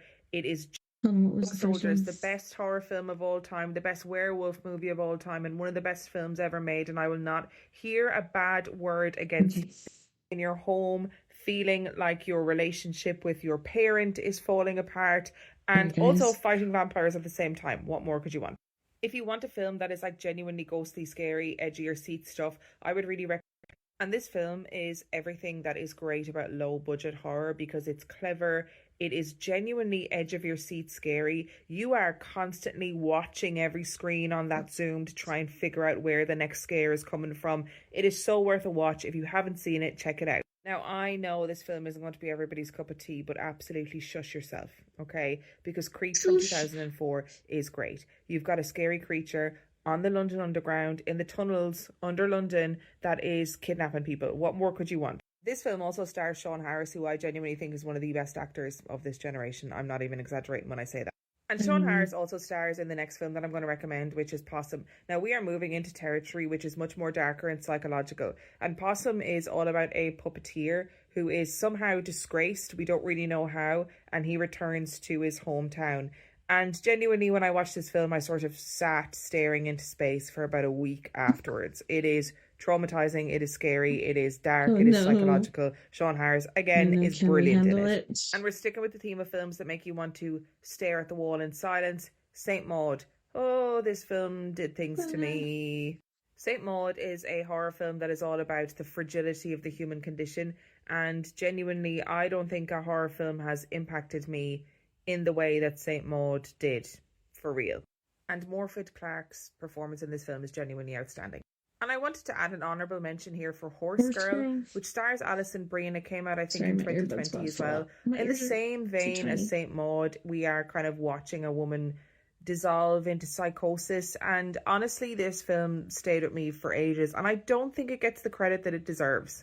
So I watched The Coffee Table, right, and I didn't really know that much about it, and I honestly, again, just wanted to stare at the wall afterwards. It is about the human condition. It is about how we manage when things go terribly, terribly wrong, when things could not go any more wrong. How do we manage? How do we survive? How do our brains survive? I would recommend doing a Does the Dog Die search on this film if you have any particular triggers. Because, oh, this film is tough. It is a tough watch. Sleep is another film that is definitely worth a watch because it kind of has that great balance between, is this psychological or is this supernatural? Like, I didn't know right up until the end of this film whether I thought that this was all psychological or whether there was actually something spooky going on. I'm also somebody who suffers from insomnia, and I have sleep-related disturbances where I talk in my sleep and walk in my sleep, and this film is genuinely terrifying. It follows a couple, and he starts talking in his sleep, and his parasomnia, like the weird things he does at nighttime, gets more and more disturbed and deranged and terrifying. And you are right there with the wife the entire time, being like, come on, babe, we got to figure this out because this is not going to end well. It is edge of your seat, nail biting. I don't know if this is a ghost or if this is all in his head or her head. It's so worth a watch. And moving away from the genuinely psychologically traumatic films to the just downright fun, I love the film Frogman. It is so silly. It is like an ode to found footage horror films like the Blair Witch Project. And it is all about the Loveland Frogman, which is a very real cryptid sighting that happened in Loveland in Ohio, where these sort of humanoid frogs were knocking around with magic wands. It was a whole thing. And Frogman is a film all about a group of friends who in their adult years go to hunt down Frogman because one of them believes that he saw Frogman when he was a child. It is so fun. I love this film. I loved it. It was great. Again, it's exactly what indie horror movie making should be. And finally, if you just want some good ghost stories, then Ghost Stories is the one for you. It follows a professor of psychology who is talking about 3 paranormal cases that he experienced that he couldn't quite explain. So the film is kind of broken up into 3 different ghost stories, and they are all connected in some way. And it is so good. Those stories are really scary. The 3 stories are terrifying. So you're kind of watching 3 movies in one. It's great. Watch it. Check it out. And if you want to know where you can watch these films in your region, go to justwatch.com. I use that website all the time. Also, if you've got like particular triggers and there are certain things that you find really difficult within films, I would highly recommend using the website doesthedogdie.com, because you can put in any film and your particular trigger and it will tell you exactly. Do you remember what it was like to be alive?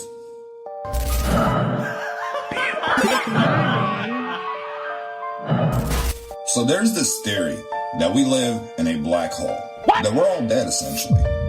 I know it sounds really nuts, but something happened in 2011 where CERN opens portals and creates something trying to find the Higgins particle. They made a miniature black hole. Now, what we do know scientifically is a black hole cannot be held for anything. In the vacuum of space, a black hole will still eat any matter that it can find, grow exponentially. Here recently, we found out that black holes grow a lot faster than we know. So if CERN openly admits that they did create an artificial miniature black hole in 2011, boop, 2012 happens. Now suddenly we're seeing all these weird glitches. Airplanes sitting still. Mandala effects. You got Kit Kat. No longer does it have Kit-Kat. It's Kit Kat. What the fuck? Jiffy peanut butter is now Jif. Hey Jif. Something weird clearly is going around. Now we didn't know that we possibly, sounds crazy, could be in a black hole until we launched the James Webb Space Telescope. Now with the James Webb, it can look back up to 300 million years after the Big Bang. Here's what's crazy. The entire universe, as far as we can see it, is swinging this direction. Us?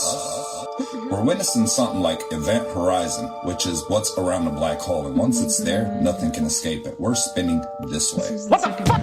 Sounds really crazy, but there's a lot of evidence that backs this up. So is this the reason why CERN is openly trying to open portals again? Like what they had last time where they were dressed demonic in goat outfits and all this weird stuff? For science, right? Everything for science. But are we trying to open a portal so we can get back to that universe? Think about it. Before 2012, if someone said that they seen a UFO, it was straitjackets, zippers, and medication, yeah? Now, how many of you have seen a UFO or unexplained? Did he just say 2012? That's when I came out of the paranormal closet. I'm like, F it. I don't care anymore. Like, if I were this mom, I'd want somebody to help me. So, that's what I tried to do. I didn't care anymore what people thought. Weird. A phenomenon in the sky. It just seems very normal now. Is that interfering in our reality? Or are we in their reality and we're just able to see it now? I'm not sure. My name is Armin. Welcome to The Imperfect. If you like the content, if you're new to the channel, please consider dropping a follow. It would mean the world to me. I'll follow you back the first chance I get. I'm still... Hey guys, I'm in my car and I have all this going on in the background. I have no idea what is going on. This is coming through my radio. I have zero idea where it is coming from. Does anybody have an idea of what I'm listening to?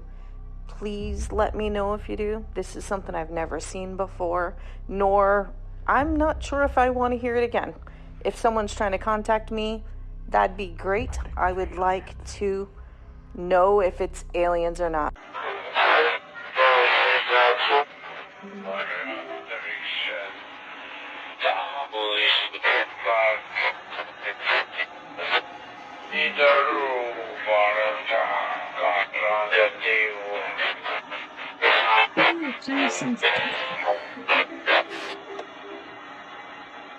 But it's like my little co-talkers. What the hell?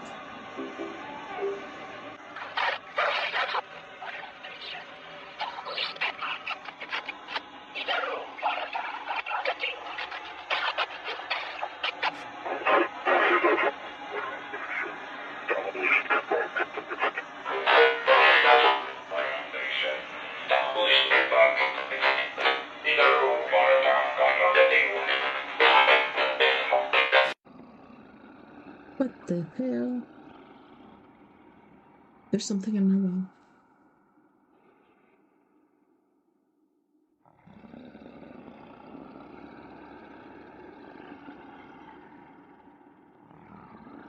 Mm-mm. Mm-mm.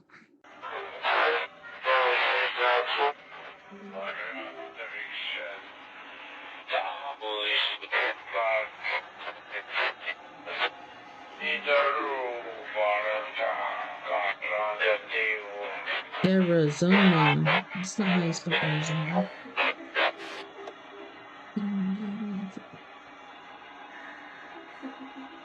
Arizona.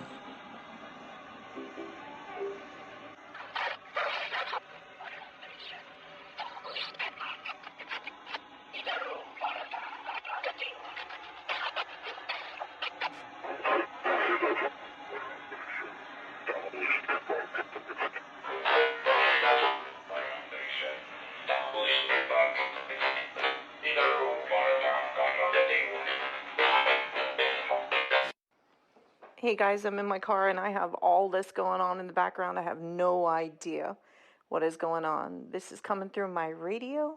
I have zero idea where it is coming from. Does anybody have an idea of what I'm listening to?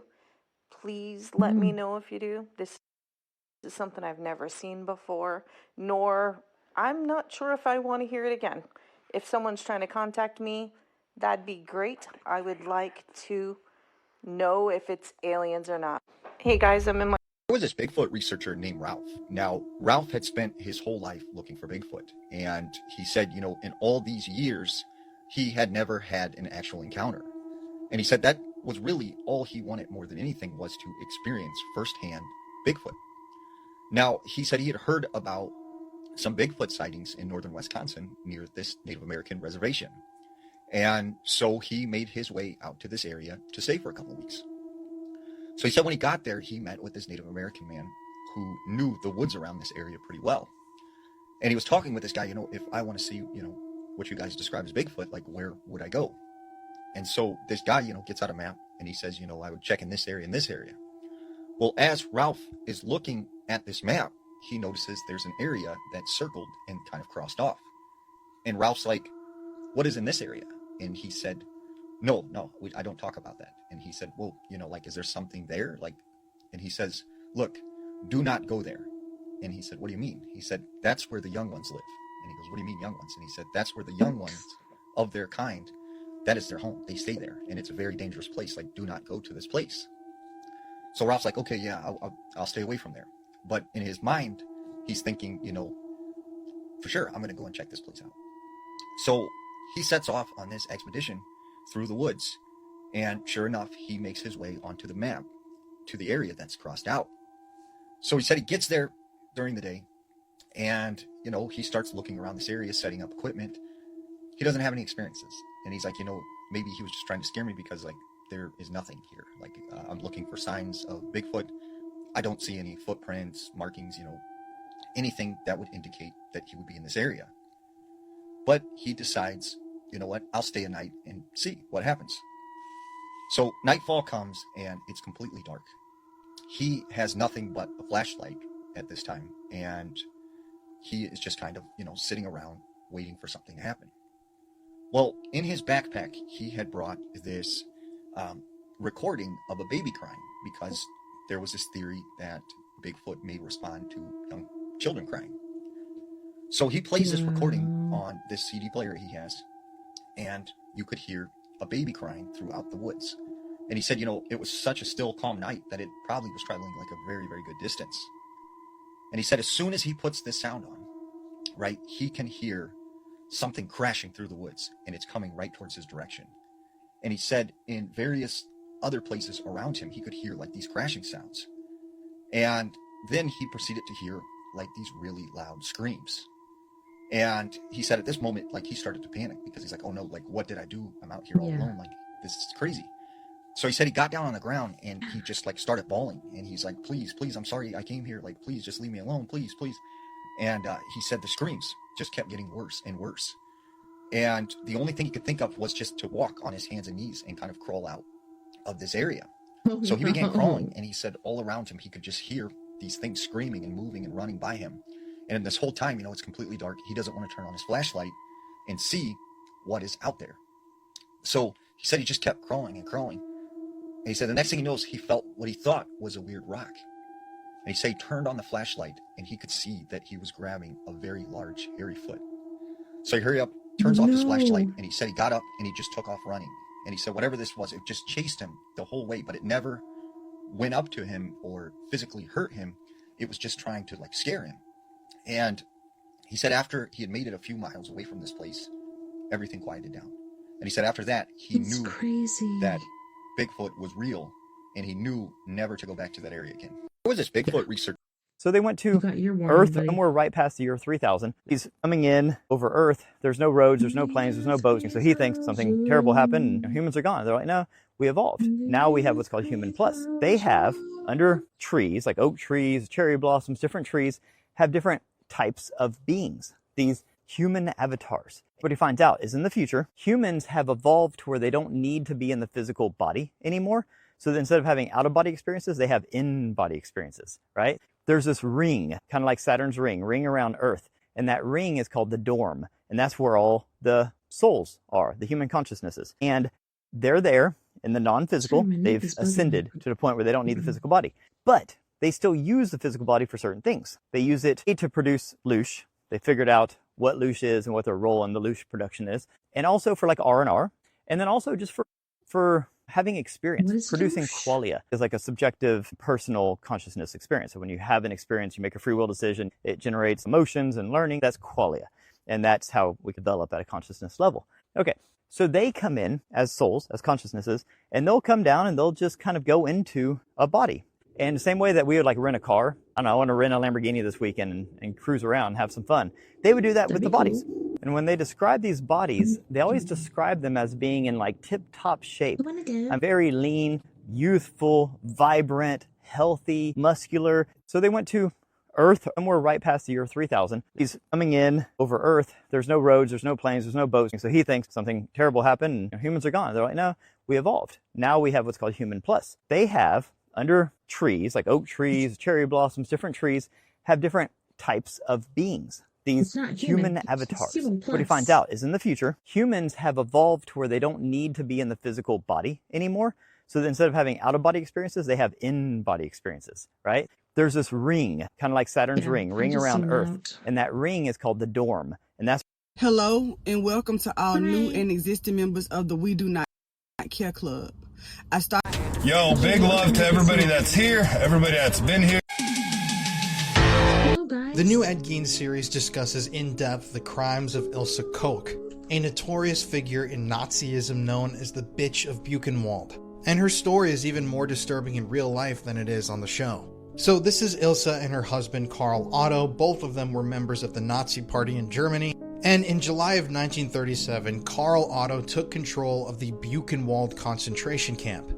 Ilse, her husband Karl Otto, and their children lived in a 3-story commandant house at the concentration camp, and it was there at Buchenwald where Ilse's disturbing crimes really began. After the war ended, Ilse was accused of selecting certain Jewish prisoners to be killed specifically for their skin, and she supposedly had decorative objects like lampshades and book bindings made out of the Jewish prisoners' human flesh.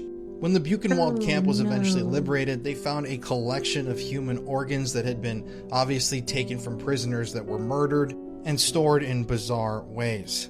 According to many survivors of the camp, Ilse was an absolutely evil woman who had frequently made use of slave labor and had overseen many projects that led to numerous deaths.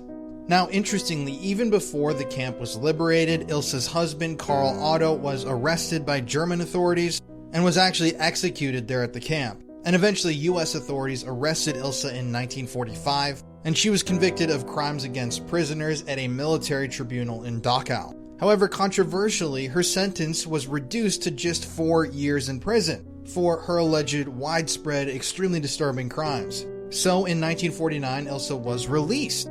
But immediately afterwards, she was rearrested by German authorities. She had another trial, and she was then sentenced to life imprisonment. Ilse spent the rest of her life in isolation, trapped in a prison cell, And she told those around her that while she was in prison for these crimes, she had constant delusions and visions of prisoners chasing and pursuing her, prisoners that she had played a part in killing herself. And in 1967, she self-deleted at the age of 60. She was found hanging in her jail cell with a note that said, "There is no other way. Death is a release for me." I thought this was really interesting that they portrayed her story in the Monster series. But when it comes to crimes carried out at concentration camps all throughout Europe, there are really so many other stories that even get more disturbing that we could talk about, because it is up for debate whether or not she actually carried out the crimes that she was accused of. Like, for example, some people don't think she actually had prisoners selected to be used for their skin. Some people have claimed that this was overblown. But the real truth of the situation, I guess, continues to remain buried to this day. The new Ed Gein... Yeah, I'd say. Anywho's, boys and girls, holy shnikes. I was hoping to end on a positive note, but it appears we shall not be doing that. We shan't. Ed Gein. I guess there's a lot of people, like, he's got a little fan club going on these days, and there was an article that said people that are fans of Ed Gein are basically mental. Like, they're crazy. There's something wrong with them. But it's about Halloween time, and Halloween time is about crazy, sometimes disgusting and unflattering things. Just gotta embrace it. It's Halloween time. But you guys, thank you so much once again for hanging out with me tonight on We Are Paradox Media's Late Night in the Rockies. It was awesome hanging out with you. It was a pleasure entertaining you. I hope you enjoyed yourself. But yeah, thank you to all my friends out there, wherever you may be out there, Beyond The Omniverse on Facebook, Twitter, Twitch, YouTube, StreamYard, Spreaker, I don't know, all over the place. I can't wait to do it again. I'm going to say next weekend, but I want to try like a Monday show and then a Wednesday show. Like these days, it's just me and these chickens and you guys, so I'm going to try to pick up some more days with you. Don't forget, we're all in this together. Together we can make the world a bit better, and together, my friends, we are Paradox Media, because without you, there is no us. In the meantime, if you have the means, ability, or you're just feeling a bit generous, feel free to fling or sling some green my way. You can send check or money order to PO Box 663, Bayfield, Colorado 81122, Cash App at $TessaTNT, PayPal @TessaTNT, and then Venmo at Tessa-Thomas-Peterson. Night night, live and light. You guys take care of my use, and I will see you back here shortly.